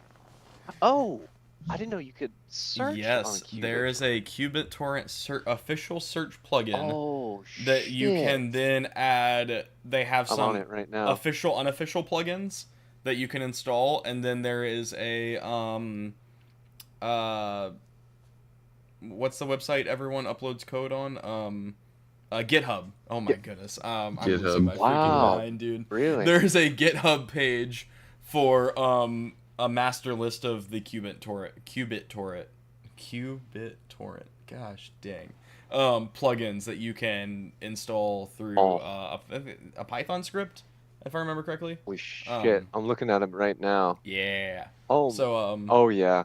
archive the world, I'm gonna boys. use this. Yeah. Yeah, it's a lot of fun. And then, okay, so that's kind of one project, the archiving. It's just a lot of fun. But I think more recently, there's a new term that I learned, and it's called enshittification, where everything just goes to shit, right? Yep. And it's pretty good. And I'm hearing it more and more in different places. Enshittification of like everything. So, yeah, all the streaming services suck, man. And there's a big push for physical media to come back. We're paying too much money. They're censoring the shit out of us. It's become removing cable the all over movies. again from the 90s and early Yeah. 2000s. The ads are killing me on everything, right? It's like TV with ads all over again. And for me, the biggest problem is we don't really watch that much stuff, but when we do want to watch something, we want to watch what we want to watch, and we can't find it anywhere. And yeah, we downloaded an app called Just Watch, and I actually highly recommend it. It's a website too. It's one word, Just Watch. And the whole fucking purpose of this is for you to find the movie on which streaming service it. Dude, that's ridiculous. And- It's literally the cable issue all over again. This package doesn't Yeah. come with this, or this doesn't Yeah. come with this, and then Yeah, this company exactly. removed it because their contract Dude. ran out. Their licensing agreement expired. Yep. and- It's crazy. Yeah. So I just typed in The Matrix. I can only watch it on Prime. And so Just Watch is a great tool to kind of see what's streaming, but yeah, just kind of coming back to buying DVDs, and then it's been fun kind of going to thrift stores and antique malls. I mean, finding Blu-rays for like 50 cents and Mhm. the Yeah. collections, right? Collecting your movies and whatnot all over again. Yeah, it's pretty awesome. But on top of all that, I don't think I've actually ever seen what 4K looks like, bro. Because they've always bottlenecked it through streaming services. I just found out It's Blu-ray 4K, discs. but it's at 2 bits. It's at like 2-bit rate. Like. Dude, these fucking people have been talking about 4K when I was in high school, and it's like, Yeah. what the yeah, fuck have you guys exactly. been talking about this whole time? Because I don't know what 4K is, and like, And oh, there's well, the people TV selling fucking 8K TVs now. Like, bro, Dude, we can't even use the shit we got. Why are you making Yeah. new shit? Xbox fucking lied to us about the 4K Xbox, and that Yeah. never came out. Yeah. That was never a thing. Well, it's crazy. the This TVs ties are right back 4K. into what you just said. We're like regressing. Like I Yes. think they've just stopped making, or there's only one company left still making Blu-ray players, which a Blu-ray is still the only way to watch a quote-unquote uncompressed. Obviously, it's pressed on a Blu-ray, blah blah blah. But like 4K 80 gig movie, with a high bit rate, with surround sound, with all the extra stuff. Like, it doesn't exist on a streaming platform. I'm Like- happy you brought that up because it's so fucking confusing because you have first off, We Blu-ray talked about discs this are, last night. dude, Blu-ray discs are 1080p. Hold on. Blu-ray I have a whole stack UHD. of Blu-rays right here. Hold on. Dude, Keep going. it's so confusing. And then the Blu-ray players, so you need the Blu-ray that plays UHD, but with a 4K output. So yeah, you're correct. Those Blu-ray players are like $300. Here we nice. go. I have. Oh, I've nice. been telling my significant other I have to start an Excel spreadsheet, because I have accidentally Yes. bought multiples multiple times now. Mm-hmm. But I have. Oh, I can help you with something like that. Yeah. Oh yeah, if you have something, please shoot it to me. I have not done it yet. There might even I be got like you. a web app.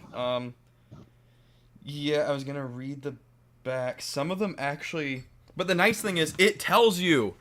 So right here, like this is, what is this? Dark Knight? Yeah, The Dark Knight, fantastic movie. One I really wanted on Blu-ray. Main feature, 1080p, high definition, 16:9. 2.41. Oh wait, is that first? Oh wait. Oh no, that's the aspect ratios. The Dolby. aspect ratio is important for the quality too. Yes, Like, it is. Dude. And then it proceeds to tell me exactly what surround sound and audio codecs it supports. Oh my hair. What audio codecs it supports. That's So, an amazing. yeah, it's That doesn't tell me on Amazon Prime. I was trying to watch something the other day. I have a nice surround sound setup that I built, and I was like, "Why is this 2-channel audio?" Go into Amazon. It was Fallout. Go into the settings, blah blah, and they're like, "Oh That's yeah, all it they doesn't have. support." Yeah, because it doesn't support surround sound, but it doesn't tell you that. Oh. It doesn't tell you the bit rate. interesting. It doesn't tell you. It just says like high quality version or whatever. Yeah. So It's I'm on a wild. mission now for this 4K because I got a 4K TV. We got one from, and apparently I need the $300 Blu-ray player, the UHD Blu-ray player that has 4K output. Yes, which I have weren't to made for buy- very long. I have to buy the super expensive 100 gigabyte Blu-ray disc. I download my 4K 80 gigabyte 4K film. I burn it to the Blu-ray 100 gigabyte disc. I play it in that player, and then hopefully I'll be able to see what 4K looks like. What I it apparently actually looks don't like. have a Maybe it's all a actual fucking Blu-ray lie and it's UHD. just the TV, bro. Because like, how come when I walk into Costco, TV amazing quality, or you go into Best Buy and it's like, dude, this TV is like unreal. Because they're cranked the on fuck? vivid mode with some, super high bitrate demo and shot on like an Airy or Airy Alexa or a red I think weapon. it's the demo videos. And it's like yeah, and then the TV's cranked to vivid, so it all bright popping colors. There's no color accuracy there, which is why like filmmakers hate modern TVs, because that's not what they intended to shoot. Like that flower's red, not neon red. Whatever the scene is. It sucks. I was hoping I actually had a UHD Blu-ray. Apparently all mine are 1080p. But yeah, the actual UHD Blu-rays, if I remember correctly, they go up to 80 gigs. So, like I think Top Gun Maverick was actually legitimately shot and available to buy on a Blu-ray recently. And I think it's like a 79 gig movie or something like that. Super high bitrate, 4K, and apparently looks incredible. Gotta make sure the propaganda looks good. Yeah. But you have to have a 4K Blu-ray player, Blu-ray UHD. It also depends on which one you get, just like VCRs. There's different interpolations and extra effects that you can and can't turn off on different ones. And of course, you need an actually decent TV and be able to enjoy it. But at least like all of that information is available on the box. Whether it's the box of the Blu-ray, box of the TV, box of the Blu-ray player. Like, meanwhile, when you just go to Amazon Prime or Netflix, none of that information's there. You have no idea what you're watching. yeah. But Blu-rays take up space. And I think it was Linus Tech Tips did a video, and then I kind of dove a bit deeper into it. I think they were watching different movies. I remember Rambo First Blood was one of them. They basically watched it on the first media format it came out on. So, VHS, but then there was also there was like an HD version of VHS, and then DVD. Betamax. Betamax, DVD, Blu-ray 4K, and then on Amazon Prime. I think it was Rambo First Blood, because it was available on the most things they could find. And it is crazy to see the degradation in quality. Wow. Like, you would think, I'm going to go buy the Blu-ray because it looks the best. And they basically found that, I think it was Betamax, the big giant VHS kind of HD thing on like an early 2000s TV, was one of the best viewing experiences on it. Or for this movie. Yeah. No shit. Because that's the peak. That was the peak of analog media. Yeah. Betamax? Really? Yeah, I think it was Betamax. But yeah, Linus Tech Tips has a whole video on it. It was super cool. And then I kind of dove deeper into the rabbit hole because I love Lord of the Rings as well as Ian. And the Blu-ray Lord of the Rings movies are notoriously trash because they were remastered and the colors are awful. And there is some huge Reddit chart somewhere with comparison footage showing you exactly which physical media Lord of the Rings to buy. And it's not Blu-ray. What is it? Was one of the, it's I think DVD? it was a DVD. And it's like a certain edition, because when they did the Blu-ray remasters, they just like chucked it into like a 4K upscaler and redid the colors. And it's bad. So if you have a favorite movie, don't just automatically assume the Blu-ray is the best copy. Like, it very well may be the 20-year-old obscure whatever. And in some instances, if I remember, for some movies, the Blu-ray might be made off of a inferior master, or not even a master at all. They may have just chucked the DVD in and then copied it to a Blu-ray and upscaled it without any like thought. while that DVD was actually a copy of a VHS instead of the Betamax or whatever. So it is quite literally degrading the quality by not playing it on certain media formats. So definitely look into that for data preservation stuff, because like Yeah, I you wouldn't will. think that like you would think, oh, I have the Blu-ray, I have the best one, when realistically you may have gotten the worst, in at least the Lord of the Rings case, the worst one possible. Wow, how interesting. Yeah, that's really good to know. Because we went to this place that looks like Blockbuster. Dude, I saw I your just Instagram pictures and Dude, I was blown nuts, away. bro. Nuts. I couldn't believe it. But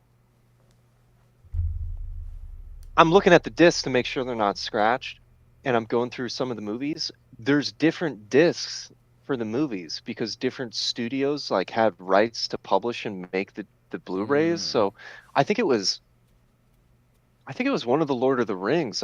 It looked like a bootleg DVD. And then another one. Yeah, huh. Yeah. Yeah, I'm new into there my is journey. specifically for those. I forget where I found it. Some I assume Reddit, because Reddit things. Sure, yeah. Some master chart with side by sides of don't buy this one, buy this one, and then buy it from this box set or whatever. We're probably Gotcha. gonna have some comments Gotcha. on this video talking about how retarded we are for using Reddit, or that it's Lord of the Rings or whatever. But none of us are Reddit mods, I don't think. So don't hit us No. in the comments. No. Yeah. No. I But haven't yeah, ascended And that deep yet. if you are a Reddit mod, just trust that we do not care what your opinion is. yeah, I really don't care. I just want to know which Lord of the Rings to buy. And that's Yeah. another thing too. So we talked about archiving. Skipping off the physical for a second here, like when you go to download your totally legally bought movies, like I'm gonna download The Good, the Bad, the Ugly. I own it right here. You'll search like Blu-ray rip, Mhm. and there will be a 2 GB version in 1080p. There will be a 14 gig version, a 60 gig version. You're like, well, Yeah, what's up with what's the that? difference? Well, a lot of it's just bitrate, like what sound codecs it supports, and just how much it's like compressed. I'm no expert. I'm sure there's details about this, but it's very confusing on like which one's the best one, and I usually go for the biggest one. but then you get stuck with 80 gig movies that we just don't have room to archive. Yeah. But I've been very selective for the 4K. Kind of to Mhm. switch topics and switch gears. Yeah. I have a huge FOMO, a fear of missing out on the iPods, dude. The iPods are coming back. And they're saying that the iPod 5 Classic has the best sound card. the And DAC, yeah. dude, the mods that people are doing with like the clear cases and like bigger batteries and USB, it's fucking nuts, bro. So So you want to know a yeah, I've been crazy looking thing? into it. I learned this week, and this is something that I am considering pursuing if I want to spend the $200 on it. The PSP Go allegedly has the exact same DAC in it, Oh no shit. while also being What? able to watch movies and play PSP, PS1 games, and emulators and everything else. It allegedly, from what I was reading, has the exact same DAC. So, Oh, that's so funny and because fits in your yeah, pocket going just back, the same size. that's like one of the best consoles because of the chips that they had. People Mhm. were using them for GPS in their car. Yeah, I mean, they Yeah, I they was still had- about to run say great. you should somebody should make a kit to make that into like a doubled in head unit. That'd go hard as fuck. that That would would. go hard as fuck. They made car mounts for them. Not the PSP Goes, but the original 1, 2, and 3000 PSPs. The original PSP, Um, yeah. The I remember PSP that. Go was. Do I have a PSP sitting right next to me? I do not.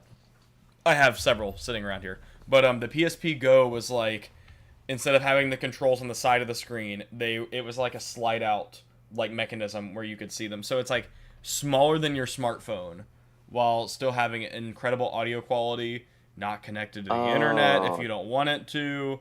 that's why it It looks so had different. It's proprietary like the SD sidekick. cards, but now people just put SD cards in them with an adapter. It Right. really seems to be the screen ratio is either identical or slightly different than the Game Boy Advance. So it basically perfectly emulates Game Boy Advance, and the PSP was able to natively play PSP and PS1 games. So it really seems to be, and with its audio DAC is why a lot of people are going after it now, from my understanding, and that's why it's gone up in price so much. But yeah, if you want a little EDC handheld to take with you with all the, and it has Bluetooth too, so you don't have to use wired headphones, but then of course you lose the audio DAC. Yeah, that seems to be a really good one since you brought up the iPod. Fascinating. Yeah, I'm gonna look into that. I love the retro tech. It's great. It's just so much fun. It was back when they actually cared about making a good product and not stealing your information and data. And Yeah, you know, you were buying the product, you weren't the product. yeah, and I think it's nice because I just feel like hardware doesn't really degrade. I mean, people are still playing their Ataris. These are like over 20 years I played old. my family's Atari this weekend. Yeah, I mean, it's like the beauty of computers. Like, it doesn't really break unless you physically destroy it. Yeah. Jumping back to data preservation, what got you into it? Why did you? I know you said just kind of you want to collect it all, just Pokemon Really, style. the complete. but- It was really the completionist, and then it just daisy chained. Mhm. It started with Game Boy. It started with Game Boy.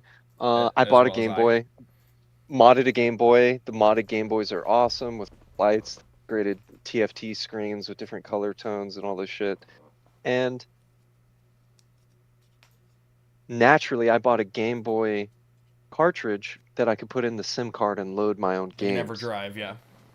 Yep. So, all right. So next step, got to get all the games. Well, now that it was so easy to download like 1,000 games, well, let me just be sure that I have all of the Game Boy games. That turned into Game Boy, which then turned into Game Boy Color. So now it's all 3 Game Boy models, then turned into Game Boy Advance, and then Game Boy SP games. And then it was like, well, fuck, let's just keep going. Oh, the Mii Mini changed everything. Yep. Because that was really kind of the Oh man. I retro have an analog emulator? pocket. Yeah, those are cool. I had one of those. And the Mii Mini changed everything because it was like, oh, I can play games from different consoles? Well, oh, beautiful, dude. Yeah, my Game Boy's Here's in my. storage. I have a few others laying around my analog pockets in my backpack, and then I do have I a want- Miu Mini sitting somewhere right here. Yeah, I'm gonna have to buy one. It's in storage in Florida. But yeah, since we can play different game consoles, I was like, well, I'm gonna start downloading different games. And then, just the autism of needing to completionist. I need to have all of them in the set for archive reasons. If something happens, apocalypse. Well, now I have my physical hard drive that I can repopulate the world with all these Yep. games, right? Forget repopulating with kids. We're gonna repopulate Yeah. with Game Boy games. Yeah. I'm doing my part. I'm doing my part, yeah. So that's kind of what I archived. I do that in magazines. Spy vs. Spy Yeah, magazines. you were showing me kind of- your magazine collection. Yeah, That's awesome. dungeon, like old magazines. Not so much magazines anymore. But I was grabbing some Nintendo Powers recently. Love the old Nintendo Power magazines. oh, cool. Do you have all the Nintendo ones? Because they did a DMCA ban I do across. not have all of them. I have a fraction of I think them. I think we might be able to find them still on Internet Archive if they didn't get DMCA'd, but I think I have all of them. I will grab those from you. I Yeah. have a quick update. So I'll go over kind of. Ian, still got a tail scale, buddy. I got stuff to show you. So I have a Yeah, I huge know. CAD collection, games, LLMs, maps, movies, music, operating systems, reading material. Which it's very vague, but it's a Oh, lot. I love that, man. Shows, We're like- software, Wikipedia. And then shit, you got a lot.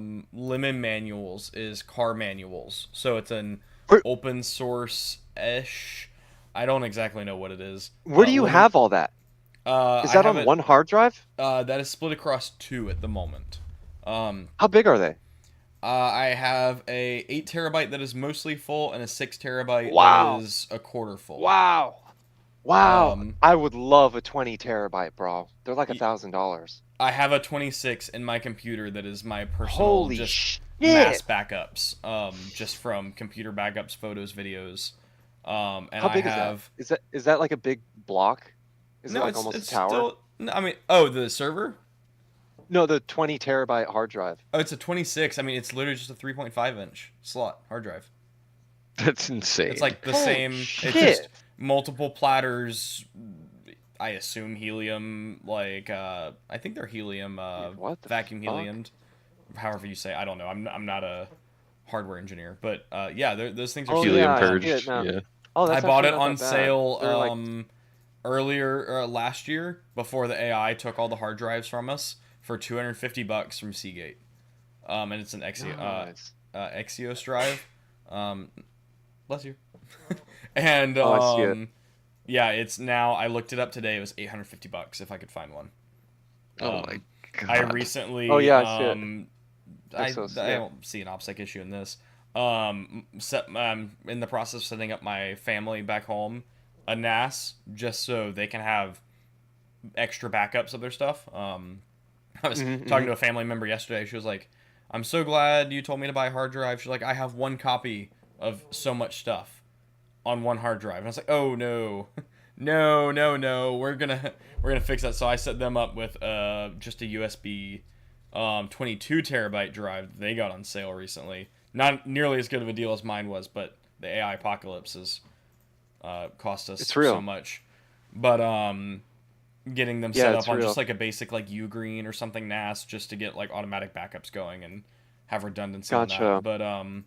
But yeah, I have a lot of love my archiving. yeah, I have a lot of small drives, like 500 gigabyte, 1 terabyte. I just went out and got my biggest one, which is a 6 terabyte. That's what all the ROMs are on. I have get these Oricoro or Oh, Orico drive uh-huh. cases. They're Oh, I fantastic. need that, And then dude, they because have all of mine's inserts naked. in here for them for 2.5 inch. It'll fit 4 or cut foam for NVMe SSDs. They're like $4 to $5 a pop on Amazon. You can also get them on I'm looking AliExpress them up for now. a couple dollars cheaper. But highly recommend those. I still have I have about a dozen drives not even slotted in the server right now that are extras. Some of them just like 160 gig. But yeah, highly recommend those.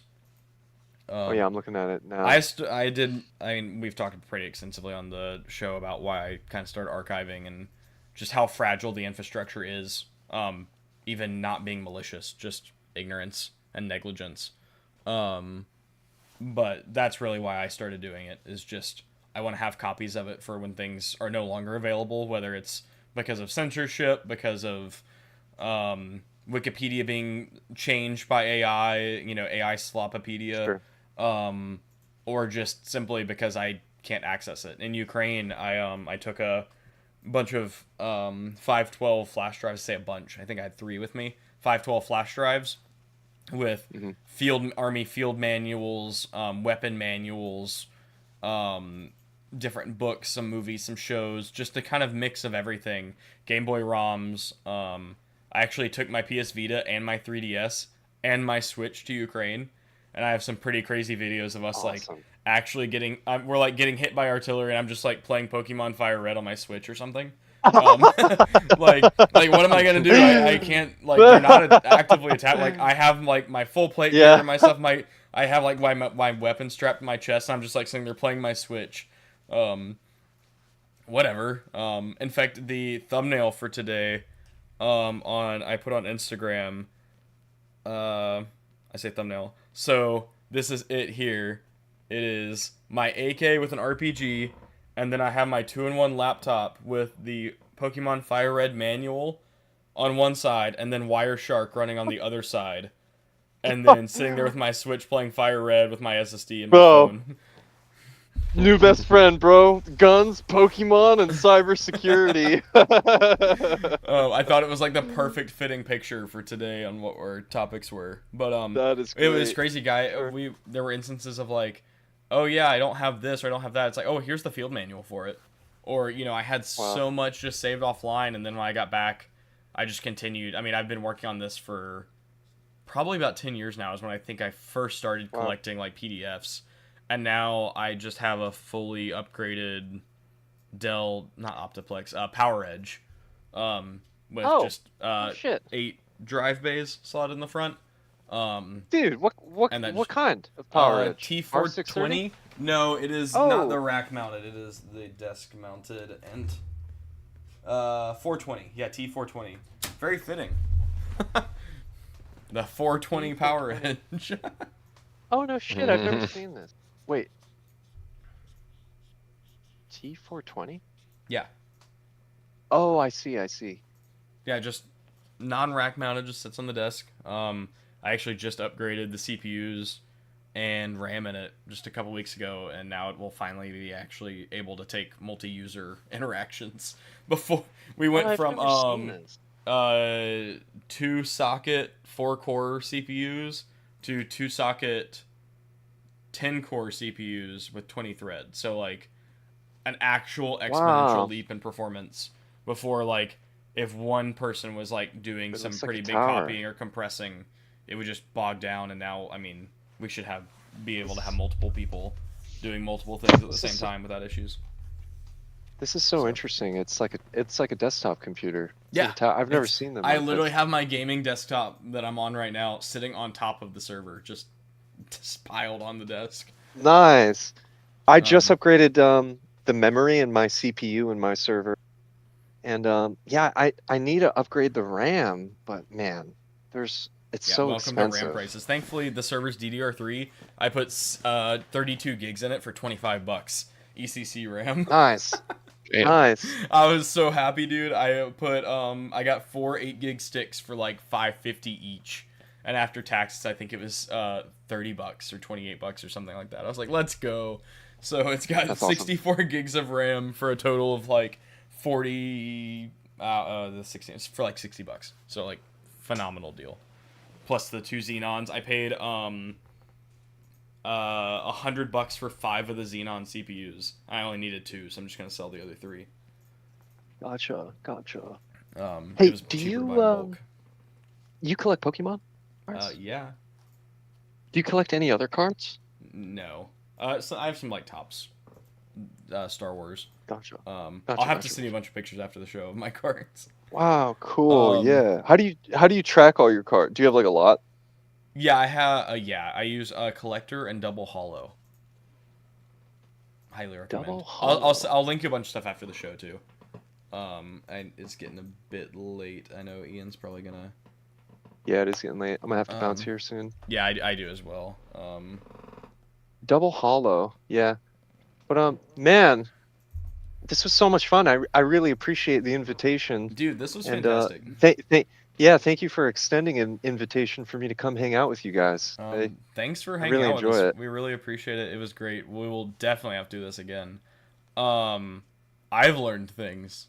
I love learning new things, and I have learned new things, and I hope our viewers have too. We will continue. I'm continuing to work on the vault. I still don't plan. I continue to say this. I don't plan to make it public, but I would love to.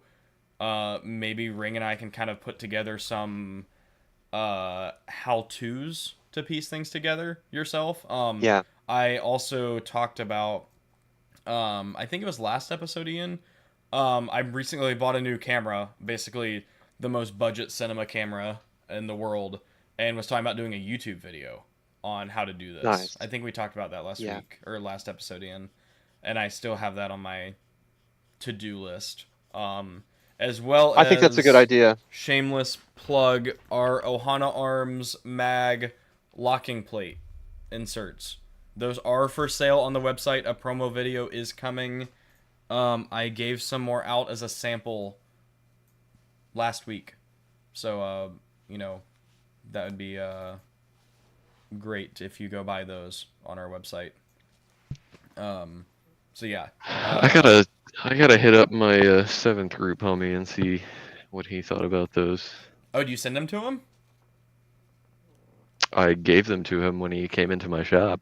Oh, nice. Well, I owe you some more then. I'll send you some more. Dude, I gave some to someone the other day, a friend, and he's like, dude, I thanks so much. He's like, I gave half of them away because I have some soft guys, a couple soft guys that I wanted to hand them out and plug you. And I was like, thanks, dude, I appreciate it. And He was like, Thanks, they seem to really man. like him, whatever. And I was like, wait, but you gave them all away. He was like, I kept one for me. And I was like, dude, I'll send you some more. I was like, I'm not giving them to you. Like, thanks for the plug, but also, you know, I wanted you to have them as a gift. So I owe some more people some. So I'll fill you in on that later, Ring. It's our in-house designed and developed and made product made right here in the US of A for whoever cares about that, because I really don't. But, America! Manufacturing, no tariffs. Tariff free. Yeah. So Daddy Donald won't hit you with the tariffs. Not that it matters to anyone anyway. So, yeah, this has been great. We need to do this again. I would love to talk to you. Hell yeah. Indefinitely, but we just hit the 2-hour 15-minute mark, so probably time. Yeah, for I'm gonna bounce. out. I'm gonna bounce, gentlemen. Well, we're done. Thank you guys for get out of here watching. too. I appreciate everybody watching. The dad advice is for the week is be more self-reliant. And